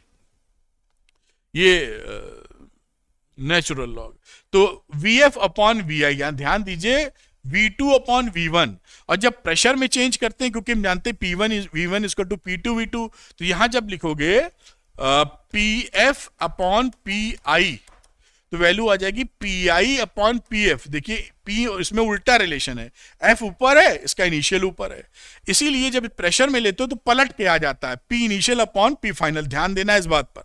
वॉल्यूम में V final upon V initial, pressure में P initial upon P final. किसकी जिक्र कर रहे हैं? आइसोथर्मल प्रोसेस का, जहां पर टेम्परेचर आप नहीं बदलते हो। खैर, अब इस सिचुएशन में if VF is greater than VI, अगर VF VI से बड़ा है तो ये क्वांटिटी आपकी पॉजिटिव आती है। ये पूरी क्वांटिटी कैसे पॉजिटिव होती है मैं डिटेल में नहीं जा रहा हूं, मैथमेटिक्स नहीं लगाऊंगा यहां। तो यहां पर जब VF VI से बड़ा होगा तो this quantity will be positive, W positive. अगर W पॉजिटिव है तो इसका मतलब क्या है? Q ग्रेटर देन 0 है। अगर Q ग्रेटर देन 0 है तो gas absorbs heat is done, क्योंकि ये इक्वेशन जानते हो ना, delta Q is equal to delta U plus delta W। अब इंटरनल एनर्जी तो टेम्परेचर पे चेंज करती है, और आपने यहां पर टेम्परेचर को सेम रखा है, तो इंटरनल एनर्जी में कोई बढ़ोतरी होएगी नहीं, आइसोथर्मल है ना। तो ये डिपेंड क्या करता है, इसकी वैल्यू होती है, देखिए ये NCV डेल्टा T। तो जब डेल्टा T 0 है तो ये टोटल वैल्यू इसी के बराबर हो जाएगी। आइसोथर्मल पे जो आप हीट देंगे पूरा वर्क करके देगा या लेगा। तो यहां पर अगर W इज ग्रेटर देन 0 है तो Q भी ग्रेटर देन 0 है, इसका मतलब है गैस एब्जॉर्ब्स हीट, गैस को हीट दी गई है, and work is done by the gas. यहां कौन काम करके दे रहा है? Work is done by the gas, gas ने काम किया, आपने हीट दी है और उसने काम किया है। On the surrounding during expansion, और यहां कंप्रेशन पर VF हमारा VI से कम हो जाएगा, W की वैल्यू वर्क डन की निगेटिव आ जाएगी इस फॉर्मूले के अनुसार, यानी Q हमारा कम हो जाएगा। तो कंप्रेशन पे क्या होगा? तो कंप्रेशन पे ही तो वॉल्यूम घटा है, हमारा work is done on the gas, हमने वर्क डन किया है और हीट उसमें से रिलीज हुई है। तो डेल्टा जब Q लेस देन 0 होता है तो हीट रिलीज होती है, ये मैं पहले साइन कन्वेंशन बता चुका हूं, और Q जब ग्रेटर देन 0 होता है तो हीट एब्जॉर्ब होती है। तो ये बात थोड़ी सी यहां भी ध्यान दे दीजिए, चमत्कार हो जाएगा इतने में। बाकी हम बात करते हैं जब हम लोग कॉमन लॉग पे आते हैं। ये लॉग, ये देखिए आपको बताया था ln लिखने का मतलब होता है log to the base E, इसको बोलते हैं नेचुरल लॉग। नाम ना भी याद रखें तो कोई टेंशन नहीं, लेकिन फिर जो एक लॉग लेते हैं बेस 10 पर, इसको बोलते हैं कॉमन लॉग। इसी की टेबल हमारे पास होती है जो किताबों में छपी रहती है, वरना इसके लिए साइंटिफिक कैलकुलेटर यूज करना पड़ेगा। एनीवे, तो आप जो केमिस्ट्री में भी कार्यक्रम करते हैं, यहां पे भी देखिए फर्स्ट लॉ थर्मोडायनेमिक लगाया, डेल्टा U 0 हो चुका, क्यों 0 हुआ पीछे समझाया, तो डेल्टा Q डेल्टा W के बराबर है, यानी NRT log VF upon VI। अब इस नेचुरल लॉग को कॉमन लॉग में चेंज करते हैं तो इस फैक्टर से डिवाइड करते, मल्टीप्लाई करते हैं, 2.3026। केमिस्ट्री में भी खूब मल्टीप्लिकेशन किए होंगे, है ना। तो ये आप जब नेचुरल लॉग को कॉमन लॉग में चेंज करते हैं तो ये फैक्टर आ जाता है एडिशनल, उससे मल्टीप्लाई करके कॉमन लॉग लिख पाते हैं। आप ऐसा समझ लीजिए कि लॉग E सपोज किसी नंबर का ले रहे हैं तो 2.3026 लॉग उसी नंबर का लॉग, बेस बदलेंगे तो इस वैल्यू के बराबर होगा। बेस बदलने से वैल्यू बदल जाती है लॉग की, है ना। तो ये इसी की वैल्यू ये जहां पर कॉपी पेस्ट मार दी है, और ये इक्वेशन आपके लिए बन जाती है क्या? Delta Q is equal to 2.3026 NRT log to the base 10 VF upon VI, और बाकी समझ रहे हैं N क्या है, R क्या है, T है, तो ये फर्स्ट लॉ ऑफ थर्मोडायनेमिक इसमें लग गया। चलते हैं, और ये हमारा जो वर्क डन इसी के बराबर होता है फर्स्ट लॉ ऑफ थर्मोडायनेमिक्स में, ये भी याद रखिएगा, कई जगह इसका इस्तेमाल आपको होते हुए दिखेगा। अब ये न्यूमेरिकल आ गया, इसको कर लेते हैं। तो 5 मोल्स N की वैल्यू 5 खटाक से दिमाग ने प्रोसेस किया of an ideal gas as constant temperature, समझ गया आइसोथर्मल प्रोसेस है, टेम्परेचर दे रखे हैं, इज कंप्रेस्ड, आपका ये V इनिशियल है, V फाइनल, कंप्रेशन चल रहा है। Evaluate the work done in the process, हमें वर्क डन निकालना है। हम ये समझ गए हैं कंप्रेशन है, और कंप्रेशन में वर्क डन निगेटिव होता है, दबा रहे हैं आप गैस को, आएगा आंसर निगेटिव। ये पहले तो ऑप्शन देख रहे हो तो पहले ही देख लो निगेटिव वाला आना चाहिए। खैर, ये वर्क डन आइसोथर्मल पे क्या पढ़ा था हमने, 2.3026 nRT log to the base 10, और V फाइनल या V फाइनली लिख देते हैं अपॉन V इनिशियल। इस फॉर्मूले को यहां लगाना चाहेंगे, 2.3026, 5 मोल गैस है, R की वैल्यू 8.31, टेम्परेचर है 1200, लॉग रेशियो है तो यूनिट बदलने की कोई आवश्यकता नहीं, ऊपर नीचे यूनिट कट जाएंगी, तो 20 upon 200, V final upon V initial. ठीक, अब ये देखिए समझ गए, वैसे मैं बता देता हूं। देखिए लॉग जैसे टू द बेस 10 रहता है ना 100, तो इसकी वैल्यू 2 होती है। खैर ये वैल्यू आप जानते होंगे, मैं इस पर चर्चा नहीं कर रहा हूं। जैसे यहां जो मैं इसलिए बताने लगा कि लॉग 20 अपॉन 200 जैसे लिखा है, तो इसको काटोगे तो ये 10 आ जाएगा, और लॉग 10 की पावर -1 अपॉन 10 को क्या लिख सकते हो, लॉग 10 की पावर -1, लॉग के रूल के अनुसार n आगे आ जाएगा, तो 1 इंटू लॉग 10, और लॉग 10 टू द बेस 10 अगर लिखा हो तो ये क्या, ये 1 हो जाता, तो ये वैल्यू टोटल -1 आ जाएगी। ये बताने लगा मैं, ये आप जानते हैं, मुझे बताने की आवश्यकता नहीं जानते तो तैयारी करनी होगी। तो आप यहां पर वैल्यू, जब इसकी वैल्यू पूरी -1 आ गई, तो ये जब कैलकुलेट करेंगे पूरा आप, इससे -1 मिलेगा, बाकी तो माइनस कोई है नहीं, तो -11.4 इंटू 10 की पावर 4 जूल आपका आंसर आ जाएगा। मल्टीप्लाई वगैरह कर सकते हैं, आंसर ये आपको प्राप्त हो जाएगा। हटता हूं, अगला सवाल करेंगे। ये थोड़ा मैंने एडिशनल बता दिया, आपको आता होगा उम्मीद कर रहे हैं, नहीं आता तो सीखना थोड़ा पड़ जाएगा आपको, तभी बात बनेगी। खैर आगे चलते हैं, हम लोग अगले सवाल पे चलते हैं, इसको भी निकालते हैं। If 1 gram mole of a gas is expanded isothermally at 1 gram mole, कहने का मतलब मॉलिक्यूलर 1 मोल की जिक्र कर रहा है, कहने का ये मतलब है। तो expand isothermally at 127 degree centigrade such that its volume increases 2 times. Volume V initial को अगर हम V माने तो V फाइनल डबल हो गया है। Then find the work done and heat absorb by the gas, और आइसोथर्मल है तो वर्क डन पहले निकाल लेते हैं। तो वर्क डन आपने देखा था 2.3026, और nRT log 10 और V2 अपॉन V1 या V final upon V initial, V final upon V initial. अब वैल्यू रख दीजिए यहाँ 2.30, इसको चाहो तो 2.303 भी कर सकते हो, लेकिन मैं ऐसे ही लिख दे रहा हूं। नंबर ऑफ मोल्स 1 है, 1 ग्राम मोल का मतलब 1 मोल का जिक्र हो रहा है। ये मैंने समझाया पीछे अपने लेक्चर्स में, तो कहीं भी दिक्कत आपको आए तो आप बिल्कुल आप फॉलो कीजिए, लाइन से सब क्लियर हो जाएगा। मैं छोटी छोटी बातों का ध्यान रख रहा हूं।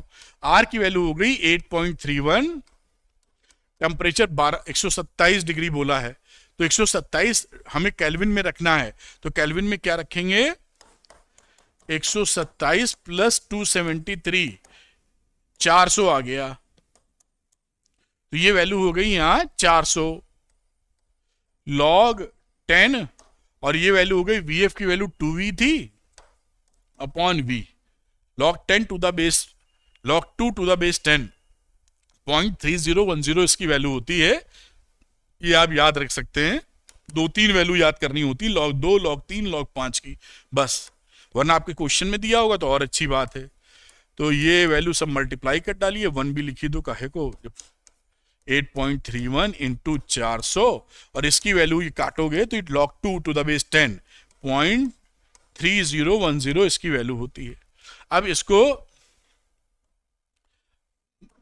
मल्टीप्लाई कर लेंगे तो आ जाएगा 2301 जूल। ये आ गया वर्क डन। अब आप बोल रहा है कि हीट एब्जॉर्ब, तो first law of thermodynamic first law के अनुसार क्या होता है, delta Q is equal to delta U plus delta W. लेकिन आपने भी देखा था कि जब टेम्परेचर को कांस्टेंट रखते हो तो डेल्टा यू 0 हो जाता है। आइसोथर्मल के लिए ये शून्य, यानी डेल्टा क्यू की वैल्यू कितनी हो जाएगी, डेल्टा डब्ल्यू के बराबर। तो ये डेल्टा डब्ल्यू कितना था, 2301 जूल। ये आपको हीट सप्लाई करनी पड़ेगी, कैलोरी में कहना है तो इसको डिवाइड कर दीजिए 2, मान लो एमसीक्यू कैलोरी में आ रहा है 4.2 या 4.18 से, और ये वैल्यू आ जाएगी 547.9 कैलोरी। ये आंसर आ गया। देखिए ये पूरी बात मैंने समझाई थी, एकदम क्लैरिटी आपको मिल गई होगी।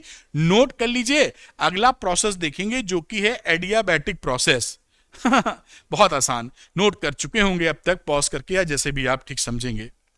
तो अगली प्रोसेस की जिक्र करते हैं जिसे बोलते हैं एडियाबैटिक। एडियाबैटिक में क्या होता है, कोई हीट का एक्सचेंज नहीं होता, आदान प्रदान बंद है। इडियट है ना ये एडियाबैटिक, तो इडियट लोग नो कम्युनिकेशन में विश्वास करते हैं, ना हम बोलेंगे ना बोलने देंगे, चुप रहो। तो नो ट्रांसफर ऑफ हीट, तो नो ट्रांसफर ऑफ हीट का मतलब ना लेंगे ना देंगे, बढ़िया, ठीक। तो exchange of heat will be 0।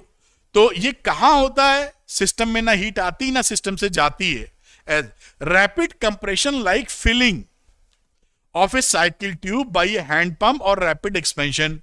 आपने देखा होगा, एहसास किया होगा, साइकिल तो चलाई होगी, अब भले ना चला रही हो या चला रहे हो, उसमें जब भी आपकी जो उसकी क्या बोलते हैं बॉल बॉडी छुच्छी ट्यूब की, उसको उसमें से हवा निकालो या किसी चीज में से भी हवा निकालो, जब हवा तेजी से निकलती है और आप उसके पास उंगली ले जाएं तो ठंडा ठंडा लगता है अपने को।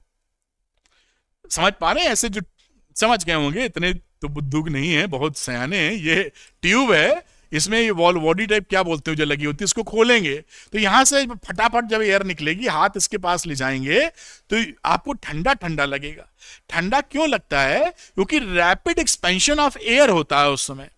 एक्सचेंज ऑफ हीट स्लो में तो आप एक्सचेंज ऑफ हीट हो रही होती है और आइसोथर्मल प्रोसेस होता है, वेरी स्लो प्रोसेस। लेकिन वेरी फास्ट प्रोसेस क्या हो रहा है यहां पर, एडियाबैटिक, कोई हीट का एक्सचेंज नहीं है और वो एक्सपैंड हो रहा है, वॉल्यूम बढ़ रहा है, तो वर्क डन तो हो ही रहा है। जब वर्क डन हो रहा है तो कहां से एनर्जी मिल रही है, इंटरनल एनर्जी से, डेल्टा यू से। और डेल्टा यू किस पे डिपेंड करता है, एनसीवी डेल्टा टी पर।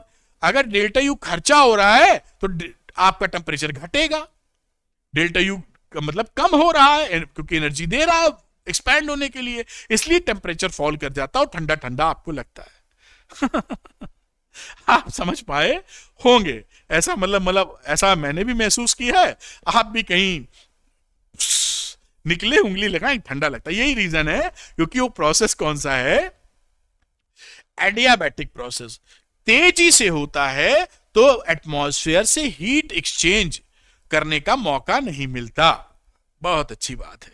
तो अब इक्वेशन ऑफ स्टेट क्या हो गई, इसकी पीवी की यहां थोड़ी सी अलग आती है वैल्यू, पीवी की power gamma is equal to constant. एक दो और वेरिएंट इसके आएंगे, पी प्रेशर है, वी वॉल्यूम है और गामा हीट कैपेसिटी का रेशियो है, सीपी अपॉन सीवी। तो गामा आप पहचानते हैं, सीवी अपॉन सीवी, और पीवी तो आप जानते ही हैं। तो ये इक्वेशन ऑफ स्टेट इसकी रहती है। फिर देखिए ये इक्वेशन कैसे निकाली गई, इसका प्रूफ है। तो उस प्रूफ में हम लोग नहीं जा रहे हैं, यहां पर है नोट्स में, आप चाहें तो पढ़ लीजिएगा, कोई दिक्कत नहीं। आप सीधे क्या पकड़ें, इसका फाइनल, क्योंकि वही हमारे काम आएगा। तो ये हमारा एडियाबैटिक प्रोसेस में इसका वर्क डन निकालने का कार्यक्रम है। तो इसी बात को हम पकड़ते हैं और आगे लेके चलते हैं बेटा। तो देखिए P1 I1 की power gamma is equal to P final V final की पावर गामा, क्योंकि पीवी कांस्टेंट है, ठीक है। अब ये जो इक्वेशन हमने पकड़ रखी है गैस लॉ वाली, इसमें अगर हम 1 मोल का जिक्र करने लगे तो PV is equal to RT से रिलेशन लेकर हम और वेरिएंट बना सकते हैं। जैसे इसमें से अगर मैं प्रेशर को भगाना चाहूं तो प्रेशर की वैल्यू RT अपॉन V इसी इक्वेशन से निकाल कर इसमें रख दूंगा, है ना। तो वो नया वेरिएंट बन जाएगा, है वही ये। तो this is also a equation of state, बस चेहरा ही तो बदला है, आदमी तो वही है। तो ये, और इसी तरीके से अगर इस वॉल्यूम को आप भगाना चाहेंगे तो इस वॉल्यूम का वैल्यू रख देंगे इसमें, और ये देखिए टीपी में कार्यक्रम आ गया। तो ये जो तीन इक्वेशन ऑफ स्टेट हैं ये किसकी हैं? एडियाबैटिक प्रोसेस की। याद रखना होगा तीनों, पीवी की पावर गामा, टीवी की पावर गामा -1 और टी की पावर गामा और वी की power 1 minus gamma is equal to constant. ठीक, बात पकड़ में आई होगी आपके। आगे देखते हैं इसका पीवी ग्राफ। तो पीवी ग्राफ क्या रहा? ये जैसा आप दिखाई पड़ रहा है, ये इसका पीवी ग्राफ है, क्योंकि हमारा पीवी की power gamma equal to constant होता है। तो यहां ध्यान रखिए कि जो प्रेशर डिक्रीज होता है वो एक्सपोनेंशियली डिक्रीज होता है। जब आप एडियाबैटिक प्रोसेस करते हैं हीट का एक्सचेंज नहीं होता और इंक्रीज इन वॉल्यूम, यानी जैसे आप इंक्रीज इन वॉल्यूम कर रहे हैं तो प्रेशर, यहां से देखिए वॉल्यूम बढ़ा रहे हैं तो प्रेशर गिरेगा, लेकिन कितनी तेजी से गिरता है? एक्सपोनेंशियली। तो ये ऐसे बना दो, तो यानी वॉल्यूम इंक्रीज कर रहे हो, एक्सपेंशन हो रहा है, उस समय इसका प्रेशर लोअर होता है और एक्सपोनेंशियली गिरता है, जो इस ग्राफ में आपको दिख भी रहा है और यहां में मेंशन भी किया है। अगला ग्राफ देख लेते हैं बच्चों, पीवी अभी चेंज नहीं हुआ है, वीटी ग्राफ। ये रहा वीटी ग्राफ। तो वीटी ग्राफ में in adiabatic process with increase in temperature, तो देखिए टेम्परेचर नीचे, वी इधर, वीटी ग्राफ है, और टेम्परेचर बढ़ा रहे हो तो एरो ऐसे लगा दिया इधर से इधर, ये टेम्परेचर बढ़ रहा है। With increase in temperature volume decreases exponentially, ये रिलेशनशिप होती है ना इसकी, टीवी की पावर गामा -1। तो अगर आप टेम्परेचर को बढ़ाएंगे तो ये दोनों मिला के कांस्टेंट होना, वी घटेगा, एक्सपोनेंशियली घटता है। तो यहां पर ये पकड़ लीजिए ग्राफ को कि एक्सपोनेंशियली घट रहा है। अगला ग्राफ देखते हैं PT graph.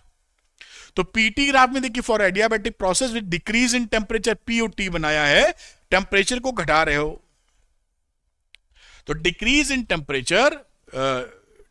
Temperature pressure decreases as shown below, और ये प्रेशर इस तरीके से डिक्रीज होता है। ये इसका रिलेशन थोड़ा अलग है, इसलिए इस तरह से ग्राफ बना दिया, एक्सपोनेंशियली नहीं लिखा है यहां पर। तो ये बात आप पकड़ पाए होंगे।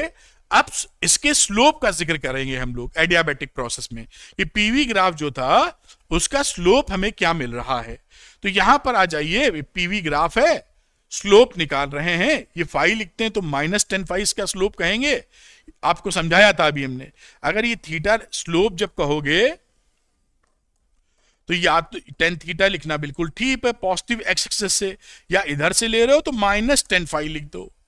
दिस इज द स्लोप, है ना, क्योंकि ये इन दोनों में जो रिश्ता होता है दोनों जोड़ के 180 हो जाएगा, और tan 180 माइनस थीटा करते हो तो सेकंड क्वाड्रेंट में आता है जो नेगेटिव होता है। खैर उतनी बात अगर आप जानते हैं, लेकिन मैं छेड़ नहीं रहा हूं। तो अब आप dp अपॉन dv निकालेंगे जो -10 फाई के बराबर है, फाई अगर इधर से एंगल लिया है तो dv अपॉन इसके, ये रिलेशन हमारा था pv की power gamma is equal to constant, और dp अपॉन dv लेना है तो हम dp अपॉन dv ले रहे हैं। तो इसको आप ऐसे कर सकते हो, p को लिखने के लिए कांस्टेंट अपॉन v की पावर गामा कर सकते हो। तो अगर मैं इसको dp अपॉन dv करूंगा तो इसको यहां डिफरेंशिएट कर दीजिए, कांस्टेंट अपॉन v की पावर गामा, यही यहां पर इसको डिफरेंशिएट किया। जब आप डिफरेंशिएट करेंगे तो minus gamma p upon v आ जाएगा।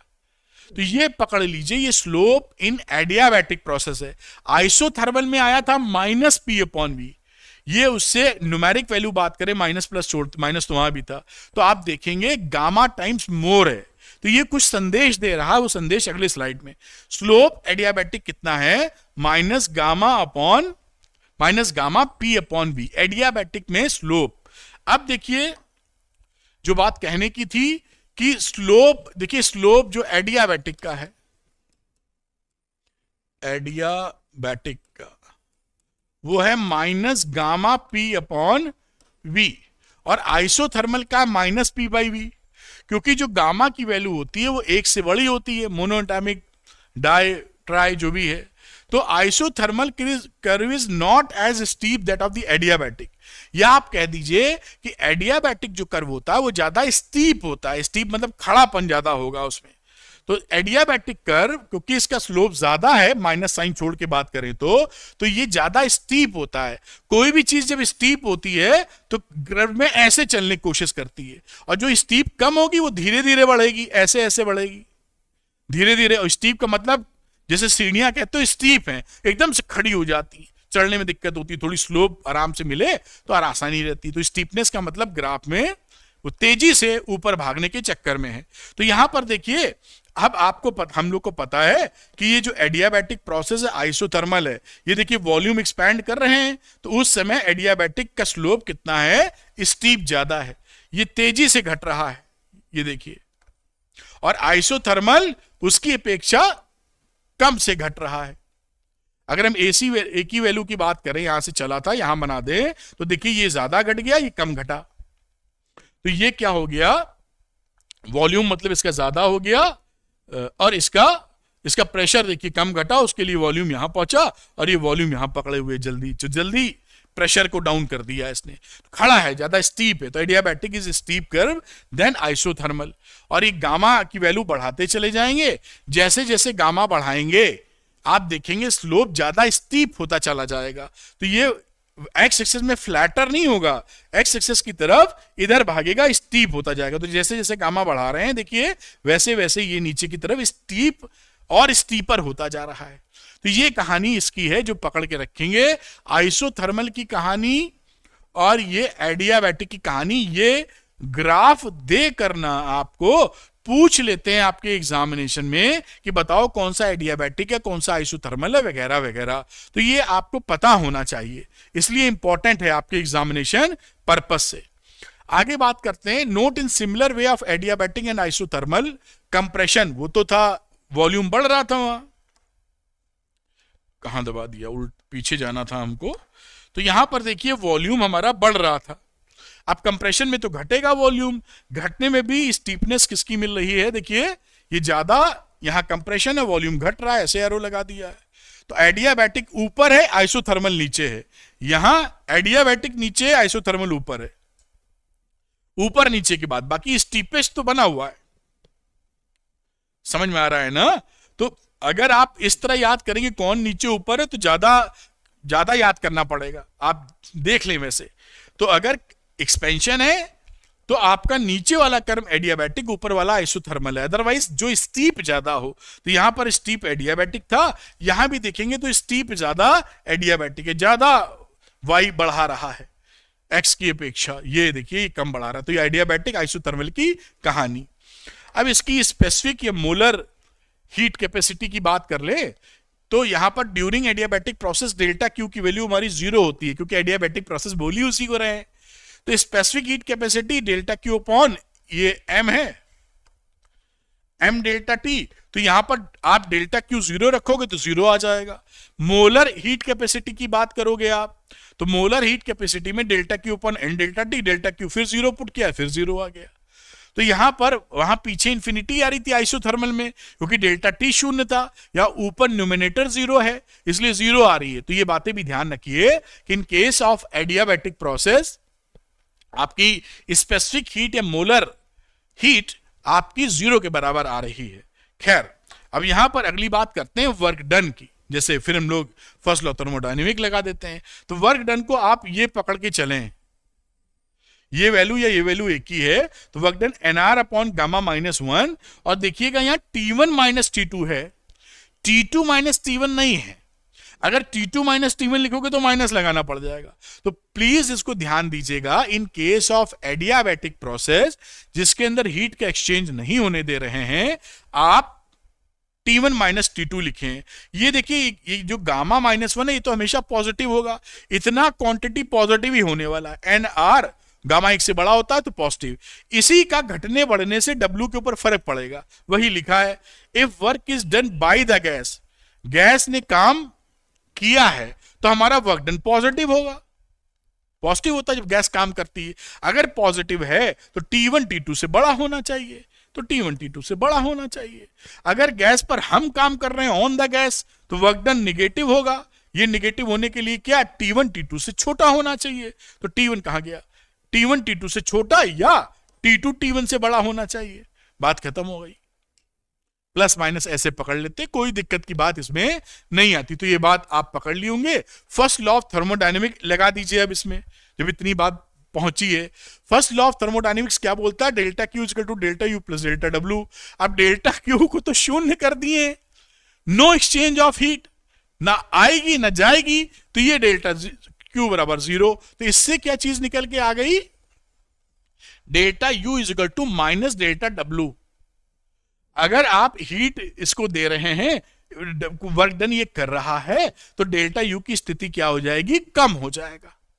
If gas is doing the work, तो delta W will be positive but internal energy will be negative, घटेगी। जैसे मैंने आपको बताया था कि जब फास्ट रैपिड एक्सपेंशन होता है तो उस समय एडियाबैटिक प्रोसेस होता है, उस समय एडियाबैटिक प्रोसेस होता है और ठंडा ठंडा लगता है, क्योंकि डेल्टा क्यू कम होती है, डेल्टा यू कम होती है, टेम्परेचर फॉल करता है।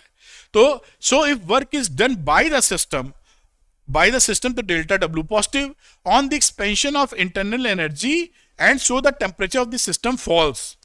ये जो मैंने आपको समझाया था। और अगर इसी का उल्टा हो रहा, डब्ल्यू अगर निगेटिव है तो टीएफ की वैल्यू टीआई से बड़ी हो जाएगी। भाई डब्ल्यू अगर निगेटिव है तो डेल्टा यू पॉजिटिव है, यानी टेम्परेचर बढ़ा होगा तो T final is greater than T I. क्योंकि हमेशा ये पकड़ के रखिए, ये फॉर्मूला तो हमेशा आपके साथ चल रहा है, एनसीवी डेल्टा टी। तो आपका delta U positive, delta T क्या होता है, NCV T final minus T initial या T2 माइनस T1। तो अगर डेल्टा यू आपका पॉजिटिव है तो टी एफ बड़ा है टी आई से, और डेल्टा यू अगर निगेटिव है तो उसका उल्टा समझ लें। कोई इसमें सब बड़ा आसान है, बस पकड़े रहिए दिमाग में, इसे तेजी से निकाल पाइए। इस पे एक न्यूमेरिकल है, उसको न्यूमेरिकल करेंगे जिससे और बेहतर तरीके से हम सीख पाए। Initial pressure of the gas is this one under an adiabatic process. Adiabatic में डेल्टा क्यू 0 है। Adiabatic process, its volume becomes 1/9 of the initial volume. अगर इनिशियल वॉल्यूम हम V ले ले तो इनिशियल, तो फाइनल वाला 1/9 V है या V/9 है। What is the pressure of the gas in this situation, pressure कितना ये बताना है। तो हम जानते हैं फॉर एडियाबैटिक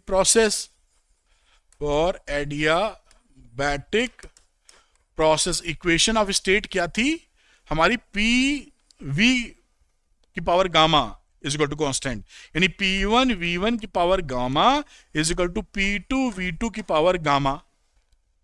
यहां से हमको P2 निकालने का है, तो हम लिखेंगे P1 और V1 अपॉन V2 का पावर गामा। प्रेशर ले लेते हैं, शुरुआत वाला दे रखा है 5 इंटू 10 की पावर 5, और V1 अपॉन V2 यहां से निकाल लो, ये VI upon V1 upon V2, ये मतलब है V upon V/9 which is 9। आप देख पाए होंगे, तो मैं सीधे ये निकाल चुका हूं, तो 9 वैल्यू यहां पर रख रहा हूं। गामा की बात करें, कौन सी गैस से देना चाहिए इनको, दिया नहीं लग रहा, अच्छा गामा ही दिया है तो गामा लिख दो 3/2। बढ़िया, बस अब इसको सॉल्व कर लीजिए और ये वैल्यू हो जाएगी 135 इंटू 10 की पावर 5 न्यूटन पर मीटर स्क्वायर। बस काम खत्म।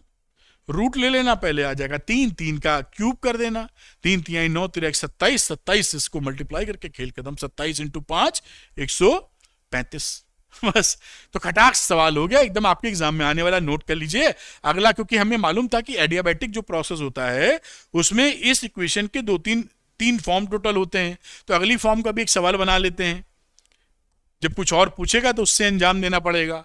तो एन एडियाबैटिक मोनोएटॉमिक गैस, ये मोनोएटॉमिक कहने का मतलब है गामा पहचान जाओ, मोनोएटॉमिक के लिए गामा कितना होता है, ratio 5/3 at 300 kelvin expands adiabatically to twice its volume.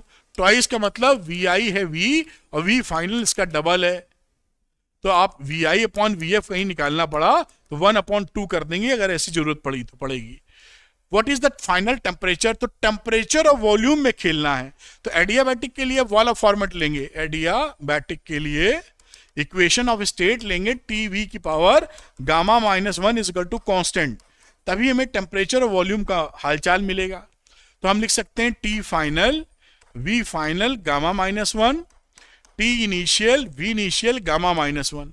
तो टी फाइनल क्या हो गया, T I V I upon V F का power gamma minus one, V I upon V F 1/2 निकाला, टी वन कितना था 300 केल्विन, 1/2 गामा है 5/3 mono atomic के लिए -1। अब इसको आप सॉल्व कर लीजिए, ये अप्रोक्सीमेटली आ जाएगा कितना 189 केल्विन। ये आपका भाई आंसर हो गया, बस काम खत्म, आसानी से कर सकते हैं। मैं हटता हूं, नोट कर लीजिए और फिर आगे अगला टॉपिक पढ़ेंगे जो कि है बल्क मॉडुलस ऑफ गैस। ये आप नोट कर पाए होंगे सुंदर तरीके से। अब कुछ बातें कानून और जो हमें सीखने हैं, 1-2 पॉइंट। तो bulk modulus of the gas, हमें मालूम है कि bulk modulus of the gas क्या होता है, is equal to minus dp upon dv upon v, हम लोग पढ़ चुके हैं। और b, और इसी को हम लिख देते हैं, ये देखिए v ऊपर चला गया, minus v dp upon dv। अब अलग अलग प्रोसेस के लिए dp अपॉन dv यहां क्या है, slope of PV graph. Isothermal के लिए स्लोप था हमने माइनस पी अपॉन वी, तो इसकी जगह माइनस पी अपॉन वी रख दो। ये देखिए बी की जगह माइनस पी और DP upon D minus P upon V की वैल्यू रखी और माइनस माइनस प्लस हो गया, ये यहां पर माइनस आएगा, तो ये माइनस माइनस प्लस हो गया, बी बराबर पी। यानी आइसोथर्मल के लिए जो प्रेशर होता है बल्क मॉडुलस के बराबर आ गया। और अब एडियाबैटिक के लिए, एडियाबैटिक के लिए डीपी स्लोप था DP upon DV is equal to minus gamma P upon V, तो यहां पर आपने minus gamma P upon V put कर दिया और ये आ गया B is equal to gamma P. तो यहां बल्क मॉडुलस देखिए गामा टाइम्स है प्रेशर का, तो therefore isothermal bulk modulus is equal to the pressure of the gas and adiabatic bulk modulus is gamma times the pressure of the gas. ये कहानी इसकी बन गई। तो ये भी ध्यान रखिए कि बल्क मॉडुलस आइसोथर्मल के लिए B is equal to P, adiabatic के लिए B is equal to gamma P. अब थोड़ा सा क्लब कर लेते हैं, पीवी डायग्राम जो डिफरेंट प्रोसेसेस के हैं एक साथ आपके सामने लाते हैं। तो ये क्या है, PV diagram of different processes, जो भी हम लोगों ने पढ़े हैं 4-5 प्रोसेस, सबका एक साथ दर्शन हो रहा है आपको। तो यहां पर ये आइसोथर्मल की बात लिखी है, स्लोप की minus P upon V, adiabatic के लिए माइनस गामा पी स्टीपनेस दिखाने के लिए। तो यहां पर आप देख पाइए इस पॉइंट पर आइसोबारिक है, अगर ये वी है ये पी है, आइसोबारिक में स्ट्रेट लाइन क्योंकि वॉल्यूम बदलता नहीं है। एक्सपेंशन अगर कर रहे हो तो एडियाबैटिक स्टीप रहता है, आइसोथर्मल से तो एडियाबैटिक नीचे आ गया, आइसोथर्मल इधर हो गया। और प्रेशर जब आप सेम रखते हो तो प्रेशर सेम रख के, सॉरी आइसोबारिक में प्रेशर सेम रखा है, तो ये पैरेलल लाइन होगी एक्स एक्सिस के। और ये आइसोकोरिक प्रोसेस है, इसमें वॉल्यूम सेम रखते हो तो इस वॉल्यूम पे वॉल्यूम बदल नहीं रहा है। Isobaric, isothermal, adiabatic, isochoric. और कंप्रेशन के मोड में जाओगे, इधर वॉल्यूम कम, तो आपको एडियाबैटिक का ज्यादा स्टीपनेस मिलेगी, और ये दूसरा वाला आइसोथर्मल कह सकते हैं आप, ये इधर से आ रहा है ना, दिस इज आइसोथर्मल। कौन सा, ये ग्राफ, ये आइसोथर्मल हो गया। इस तरह से सबके दर्शन कर सकते हैं। अब यहां पर अगर वर्क डन निकालना हो तो एरिया अंडर द कर्व निकालते हैं। अगर ये एक्सपेंशन का मामला ले लीजिए तो सबसे ज्यादा वर्क डन आइसोकोरिक का मिलेगा, सबसे ऊपर है, ज्यादा एरिया आ रहा है, एरिया अंडर द कर्व। ये देखिए आइसोबारिक, ये आइसोबारिक है, इसका एरिया अंडर द कर्व ज्यादा, उससे कम है आइसोथर्मल का, तो ये आइसोथर्मल। उससे कम एरिया मिल रहा है एडियाबैटिक एक्सपेंशन का, ये एडियाबैटिक। और उस सबसे कम मिल रहा है आइसोकोरिक का, तो वर्क डन 0 ही होता है। तो आइसोकोरिक के लिए तो इसका तो वर्क डन 0 ही होता है, तो सबसे कम हो गया। ये इस तरीके से एक साथ दिखाने पर मैंने 1 2 3 4 5 6 लिख दिया है, जैसे आपका ध्यान आकर्षित किया जा सके कि हाँ जो मैं बता रहा हूं पकड़ पाए। तो मेरे ख्याल से आप इसको ध्यान पूर्वक देख लीजिए। आगे कुछ और समरी टाइप है, उसको भी दिखा देते हैं एक ही टेबल में, जिससे आप ध्यान रख पाए। Summary of delta Q, delta U and delta we for different processes, ये 3-4 प्रोसेस लिखे हैं यहां पर। आइसोथर्मल में आप जानते हैं, आइसोथर्मल में टेम्परेचर नहीं बदलता है, तो डेल्टा यू की वैल्यू 0 है, डेल्टा क्यू डेल्टा डब्ल्यू के बराबर आ जाता है। जब भी डेल्टा यू 0 हो, टेम्परेचर में कोई डिफरेंस नहीं, डेल्टा यू 0 हो जाएगा। वर्क डन की फॉर्मूला ये लिखा है, एनआरटी नेचुरल लॉग में वीएफ अपॉन वीआई, इसका उल्टा इधर है पीआई अपॉन पीएफ। फिर एडियाबैटिक के लिए डेल्टा यू 0 है तभी एडियाबैटिक होता है, और एनसीवी डेल्टा टी तो सभी के लिए लगता है, और ये बाकी फॉर्म आ गया। आइसोबारिक के लिए जहां पर प्रेशर को कांस्टेंट किए हुए हो वहां के लिए ये फॉर्मूला लग गया P into delta we. Isochoric जहां वॉल्यूम कांस्टेंट है उसके लिए कहानी डेल्टा डब्ल्यू 0 होगी। ये एज एट ए ग्लांस आप इस पे दिमाग लड़ा सकते हैं। मैं हट जाऊं, किसी को लेना लेवाना हो तो ये ले सकते हैं, वरना वो ये सारा प्रेजेंटेशन आपको मैं Arvind academy NEET Telegram channel पर दे दूंगा, तो आप उससे मैं ये कहूंगा कि उन प्रेजेंटेशन को इस्तेमाल करिए, लेकिन बनाइए अपना शॉर्ट नोट। आपका सिलेक्शन वही कराएगा। कोई टीचर आपको दे रहा हो कुछ भी नोट्स, वो नोट्स हेल्प कर देंगे आपकी, लेकिन जब तक आप बनाएंगे अपने नोट्स नहीं, तब तक वो कमाल नहीं कर पाएंगे आप, है ना। कोई बड़ा काम करने के लिए किसी की बैसाखी लेंगे तो नहीं अचीव कर सकते हैं। बड़ा काम करने के लिए आप हेल्प ले सकते हैं, लेकिन उछलना आप ही को है। खैर चलिए आगे चलते हैं, बात को समझ रहे होंगे। तो अगला क्वेश्चन लेते हैं न्यूमेरिकल, इसको करके देखते हैं। लिखा 14 gram of nitrogen gas is compressed in an adiabatic process. Adiabatic process में डेल्टा क्यू का वाला शून्य है। Such that is temperature increases by 60 degree, 60 degree से टेम्परेचर बढ़ गया है। Find work done on the gas. तो देखिए एम यहां मास दे रखा है 14 ग्राम नाइट्रोजन का, और टेम्परेचर डिफरेंस बढ़ गया है, तो T2 माइनस T1 की वैल्यू 60 डिग्री सेंटीग्रेड है। और गामा की वैल्यू कर दें तो गामा नाइट्रोजन का डायटोमिक गैस है, तो उसका रेशियो हो जाएगा 1.5। ये थोड़ा सा पता या याद कर लीजिएगा, याद आप कर लेते हैं। तो work done on the W कितना रहा, work done on the gas, temperature आपका बढ़ रहा है, तो वर्क डन में लिख दूं, find the work done on the gas, on the gas. W की बात करेंगे तो एडियाबैटिक में NR अपॉन गामा माइनस 1, और ये रहा T1 माइनस T2। ये बेटा वर्क डन आ गया in case of adiabatic process. अब यहां पर वैल्यू, कुछ वैल्यू फीड करते हैं। देखिए एन नंबर ऑफ मोल निकालो, तो एन नंबर ऑफ मोल आ गया m upon molecular weight. N की वैल्यू 14 है, नाइट्रोजन की 28 मॉलिक्यूलर वेट आ गया 1/2। यहां वैल्यू पुट कर दीजिए 1/2 एन की वैल्यू, आर है 8.31 अपॉन गामा है 1.5, और T1 माइनस T2 की वैल्यू है -60। ये T2 माइनस T1 था, तो T1 minus T2 minus sign के तहत, तो -498 जूल। ये जो निगेटिव साइन क्या शो कर रहा है, शोज कि वर्क डन जो है ऑन दी गैस है। Work negative sign shows work is done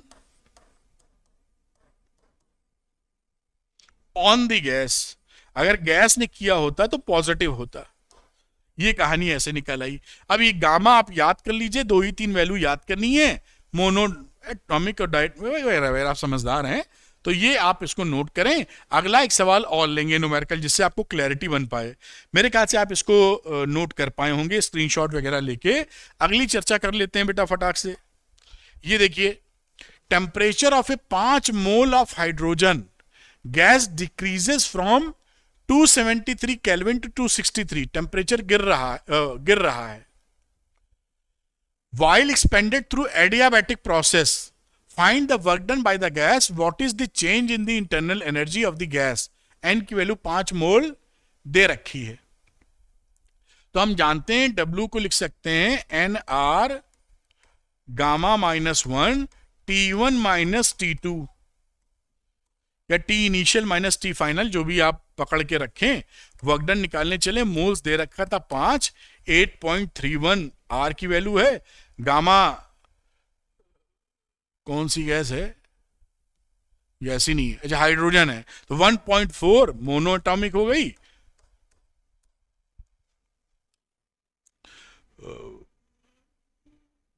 hydrogen gas के लिए गामा की वैल्यू 1/4 आ जाएगी। ये डायटोमिक गैस हो गई हाइड्रोजन H2 के लिए गामा 1.4। और आगे की बात करते हैं। हाँ, अब T1 माइनस T2 तो पहले 273 था, अब 260 केल्विन है, तो ये अप्रोक्सीमेट वैल्यू आ जाएगी 1350 जूल। ये वर्क डन आ गया। अब कह रहा है कि find the work done of the gas, निकाल लिया। What is the change in internal energy, तो इंटरनल एनर्जी का हिसाब किताब ये हमने बनाया, थर्मोडायनेमिक प्रोसेस है इक्वेशन। अब डेल्टा क्यू को तो जीरो करके बैठे हो, क्योंकि in the case of adiabatic ये जीरो हो जाएगा। वैसे तो आप याद रखिए, समझा रहे हैं इसलिए हम ऐसे करके आपको दिखा रहे हैं। तो आपको निकालना चेंज इन इंटरनल, तो डेल्टा यू की वैल्यू कितनी आ गई, माइनस डेल्टा डब्ल्यू, माइनस लिखा, डेल्टा डब्ल्यू 1350 था,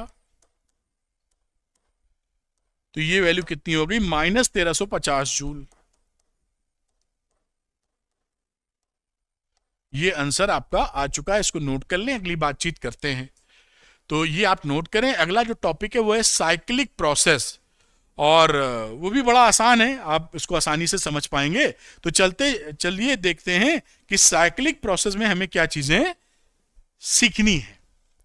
तो साइक्लिक प्रोसेस का मतलब क्या होता है कि अगर कोई स्टेट आपने पकड़ी है और बहुत सारा थर्मोडायनेमिक प्रोसेस लगा, घूम फिर के वो वहीं उसी स्टेट में अगर आ गया है, जैसे ये बंदा पहले यहां से यहां पहुंचा, फिर यहां से यहां पहुंचा, आ तो वापस यहीं गया, और ये क्लॉकवाइज साइक्लिक प्रोसेस है। तो जब क्लॉकवाइज साइक्लिक प्रोसेस होता है तो पॉजिटिव वर्क डन होता है। पॉजिटिव वर्क डन जो एरिया बाउंडेड बाय कर्व होता है साइक्लिक, वही वर्क डन आ जाएगा। ये क्या है, डेल्टा डब्ल्यू। साइक्लिक है तो पॉजिटिव है, साइक्लिक कह रहे हैं। अगर ये क्लॉकवाइज है तो,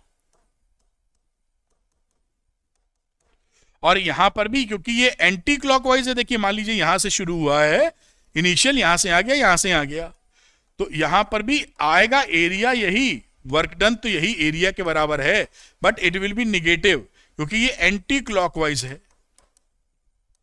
जो कि निगेटिव होता है। ये क्या है, area bounded by the curve, area समझ पा रहे होंगे।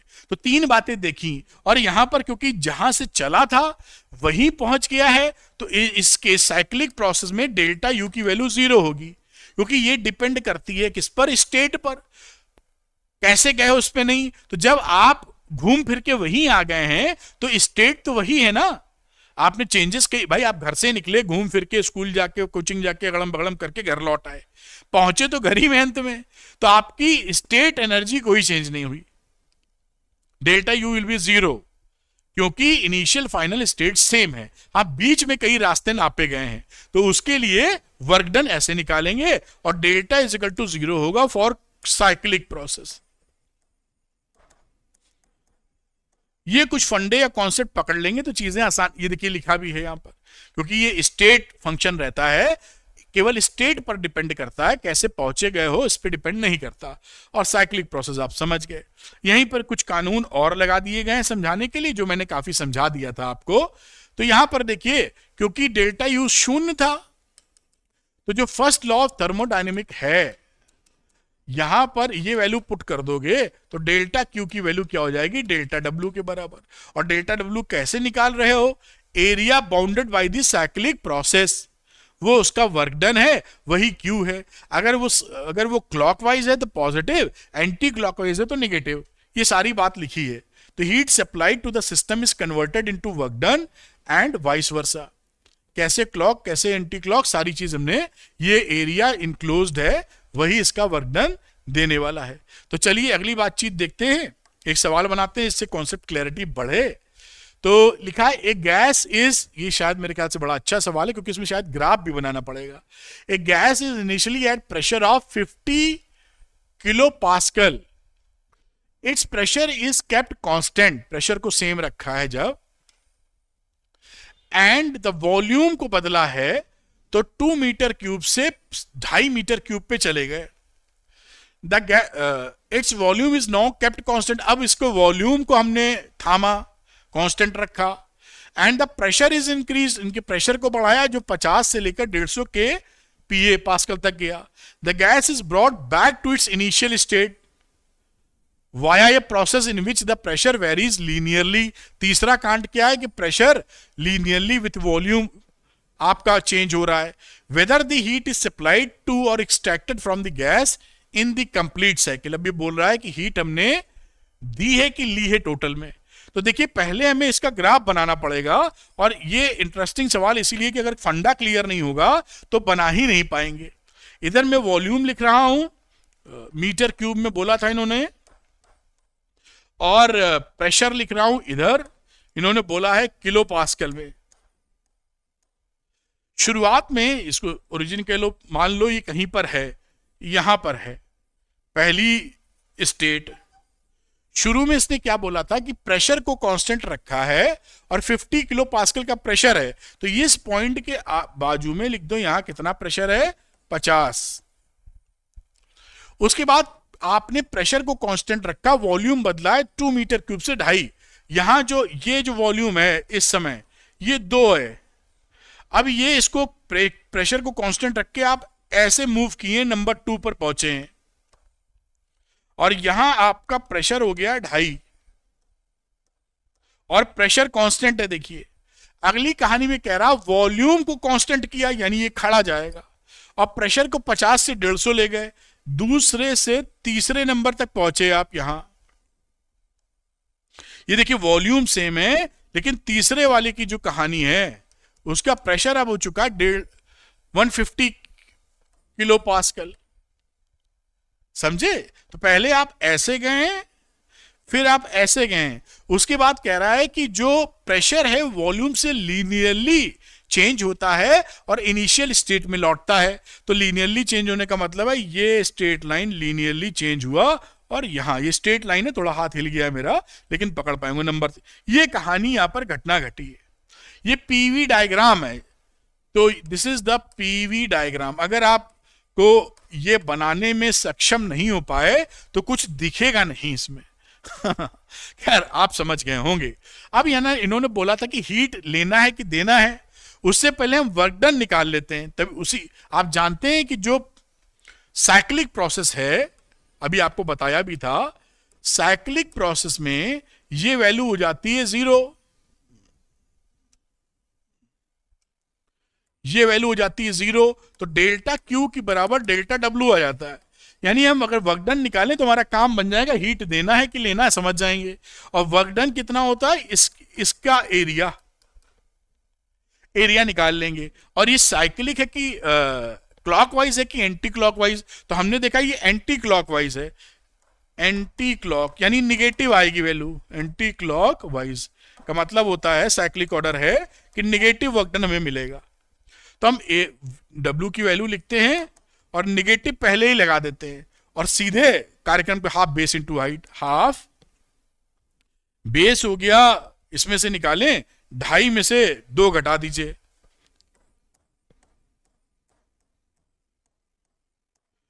हाइट 150 किलो पास्कल में से 50 किलो पास्कल घटा दीजिए। तो मैं कह रहा हूं 150 में से 50 घटाओ और किलो वालों को बाहर कर दो कॉमन। ठीक, अब ये वर्क डन कितना आया जब कैलकुलेट करोगे, -25123 जूल। ये निगेटिव साइन इसीलिए है क्योंकि एंटी क्लॉकवाइज कहानी थी। एंटी क्लॉकवाइज में आपकी कहानी निगेटिव वर्क डन प्रोड्यूस हो जाता है। खैर अब यहां पर ये इसी के बराबर होगा, तो what will happen in adiabatic process, मतलब इन दिस होल प्रोसेस जो कहानी हम लोगों ने कही है, इन साइक्लिक प्रोसेस, एडियाबैटिक कह रहे हैं, इन साइक्लिक प्रोसेस हमने देखा था डेल्टा क्यू की वैल्यू डेल्टा डब्ल्यू के बराबर है, तो ये वैल्यू ही आ गई -25,000 जूल। अब देखिए डेल्टा क्यू अगर पॉजिटिव होता है तो गैस को हीट देते हो, और डेल्टा क्यू निगेटिव है तो गैस से हीट निकाले हो। तो this negative sign shows that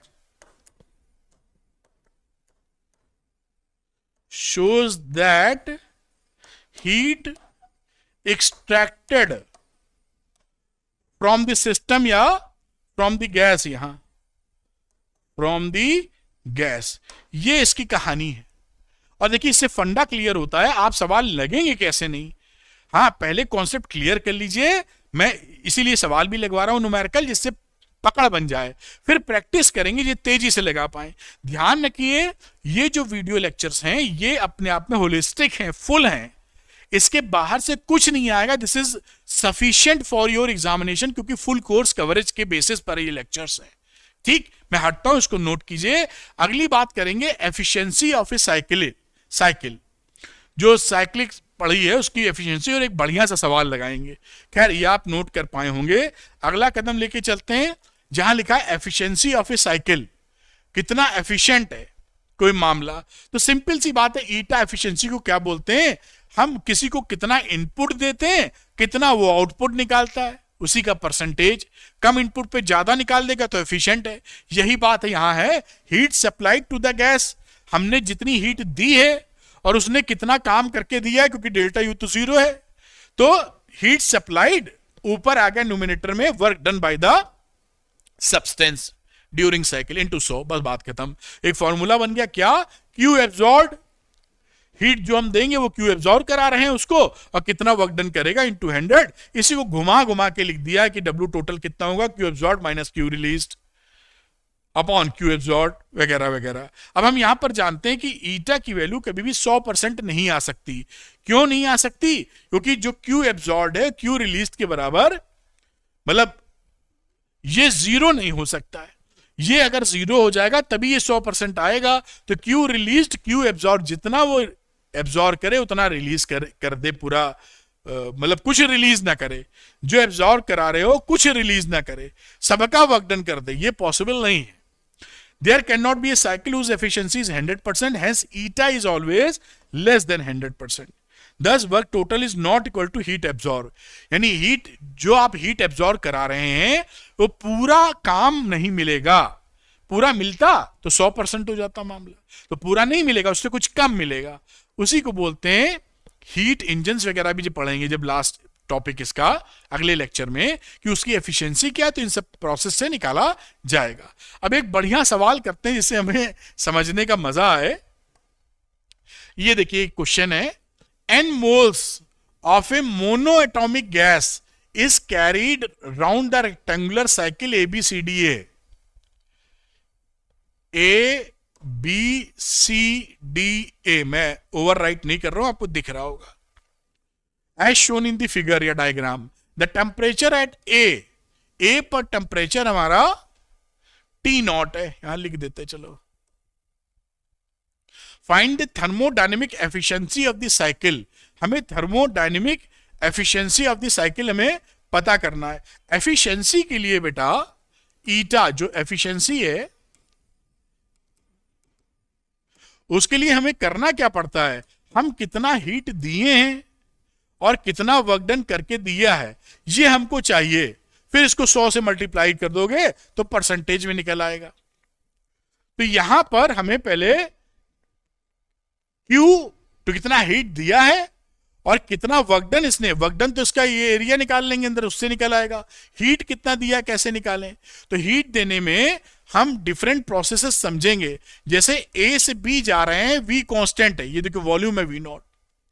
तो जब वॉल्यूम A से B आप जा रहे हो जहां पर वॉल्यूम कांस्टेंट है, तो जब वॉल्यूम कांस्टेंट होता है तो आप हीट कितनी सप्लाई करते हो बेटा, NCV delta T, constant volume का प्रोसेस, क्योंकि वर्क डन तो कुछ होता नहीं, मतलब इस समय डेल्टा Q ही आपका जो हीट सप्लाई कर रहे हैं वो आपका इंटरनल एनर्जी को ही लग जाता है जाके, क्योंकि वॉल्यूम चेंज नहीं है। इसके लिए हमें चाहिए डेल्टा T। देखिए यहां का टेम्परेचर पता है, यहां का टेम्परेचर नहीं पता है, तो B का टेम्परेचर कैसे निकालेंगे, हम लोग इस फॉर्मूले का यूज करेंगे। PV is equal to NRT का कह लीजिए, या PV is equal to RT का कह लीजिए। तो मैं PV is equal to NRT use करता हूं, यहां कर लेता हूं।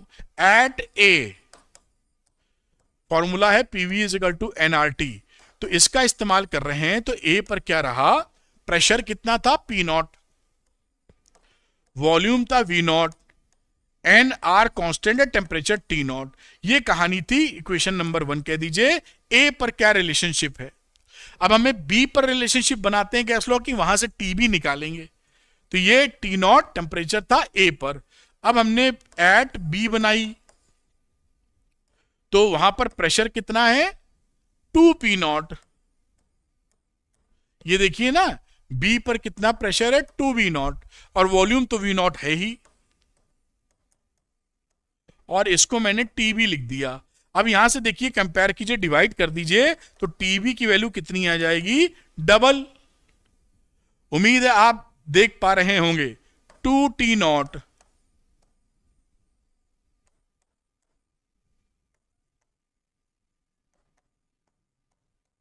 डालोगे तो NR cancel, V nought P nought cancel, तो टीबी की वैल्यू 2 टी नॉट के बराबर। इसी तरीके से आप सी की बात कर लीजिए, तो सी पर कहानी क्या हो गई, 2 पी नॉट और वॉल्यूम भी ज्यादा है, 2 वी नॉट, तो 2 P nought and 2 V nought N R T C. अब इक्वेशन नंबर 1 और 3 को इस्तेमाल कर लीजिए, फिर डिवाइड कर दीजिए या वैल्यू रख दीजिए। आप निकालेंगे तो टीसी की वैल्यू निकल आएगी कितनी, 4 टी नॉट। इसको और इसको इस्तेमाल कर लें, कोई दिक्कत नहीं, वैल्यू रख दीजिए इसकी या इसको डिवाइड मार दीजिए, जो भी करना चाहिए बड़े प्रेम पूर्वक तरीके से निकल आएगा। अब ये डी की सिचुएशन बची, तो डी में निकालने की कोशिश कर लेते हैं, तभी मजा आएगा। तो डी, चलिए डी में तो वही आ जाएगा, लेकिन फिर भी मैं बाजू में लिख देता हूं, इतना नीचे खिसकना ठीक नहीं है अभी। तो एट डी, तो यहां पे डी पर pressure P nought, volume 2 V nought, N R T D. Equation number 4, तो फ्रॉम फर्स्ट एंड फोर्थ, पहला और चौथे में अगेन टीडी की वैल्यू कितनी आ गई, 2 टी नॉट।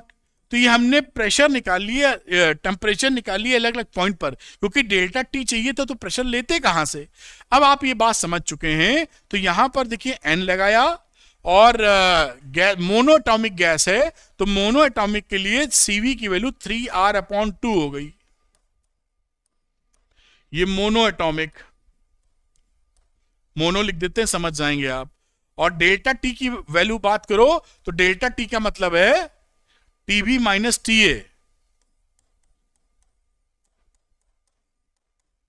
ये वैल्यू या एन लिखिए, 3R/2 लिखिए, और TB minus T A, TB कितनी है, 2 टी नॉट, और ए है टी नॉट, तो 2 T not minus T not, और ये वैल्यू हो गई n/2 3R/T0।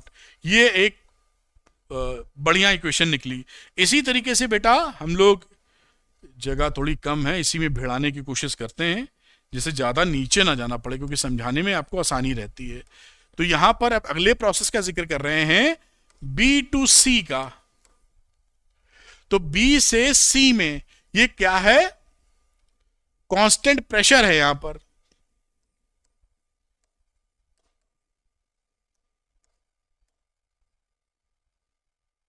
कांस्टेंट प्रेशर, तो यहां पर डेल्टा क्यू की वैल्यू कितनी हो जाएगी, N C P delta T. N तो एन है, सीपी हो जाएगा इससे एक ज्यादा, यानी 5R/2, और डेल्टा टी का मतलब क्या हुआ, सी टीसी माइनस टीबी। तो टीसी कितना है, 4 टी नॉट,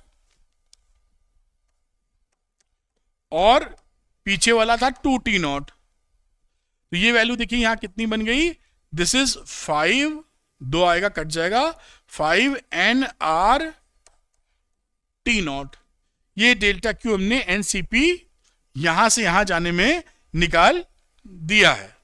तो टोटल ये यहां से यहां जाने में हीट आपको मिली, जब नीचे आएंगे तो हीट घटेगी, माइनस में आ जाएगा ले देके। तो टोटल हीट इनपुट कितना हुआ है,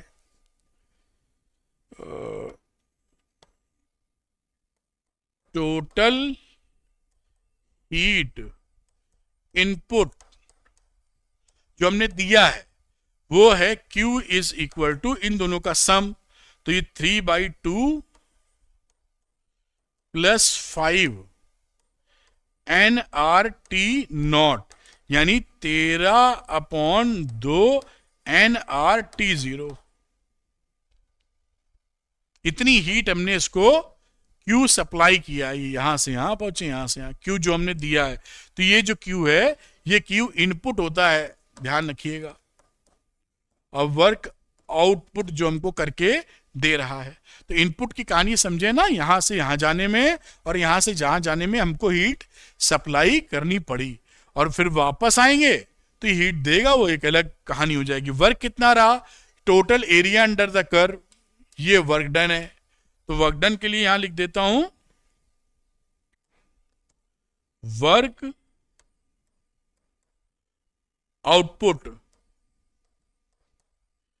एरिया अंडर साइक्लिक प्रोसेस। अब ये क्लॉकवाइज है तो पॉजिटिव वर्क डन आएगा, तो इसकी वैल्यू क्या लिख दी है, length into breadth 2p0 minus p0, फिर वैल्यू हो गई 2v0 माइनस v0, और ये वैल्यू हो गई p0 इंटू v0, और इसकी वैल्यू हो जाती है nRT0। ये हमने यहां से रिलेशनशिप देखी थी, कैपिटल है ना, ये छोटा लिख दिया मैंने।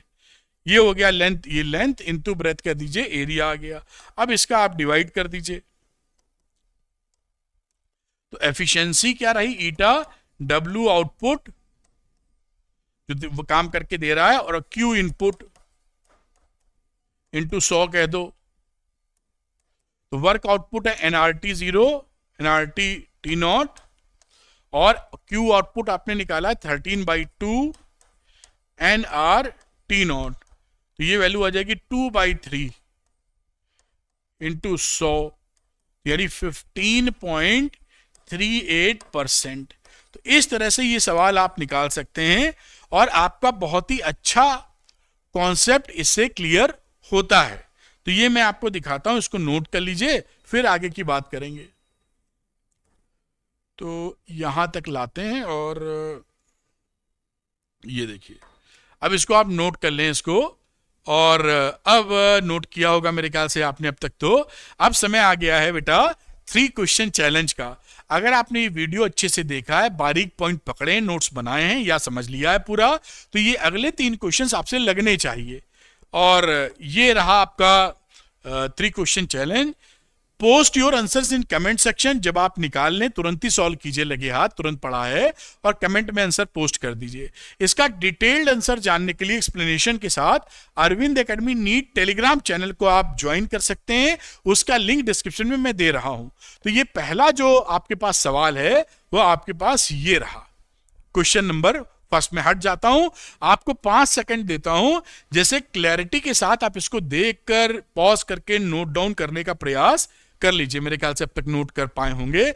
ये पहला क्वेश्चन है, उम्मीद है आप इसको कर लेंगे। क्वेश्चन नंबर 2 दिखाता हूं मैं, this is question number 2। Again आप समय लीजिए, ये 2020 में मेडिकल एंट्रेंस में आया हुआ है, और इसको भी ध्यान से देखिए कि आपके हिसाब से क्या ये सवाल बनता है। तो नंबर 2 क्वेश्चन है, इसका भी सॉल्व करें, समझिए, पूछें और आंसर पोस्ट करें। नंबर 3 की बात कर रहे हैं, फाइनल, ये आपके सामने है। 5 सेकंड आप और ले लीजिए इसके, और इसको पॉज करके आप बताने की कोशिश कीजिए कि इसका आंसर क्या हो सकता है।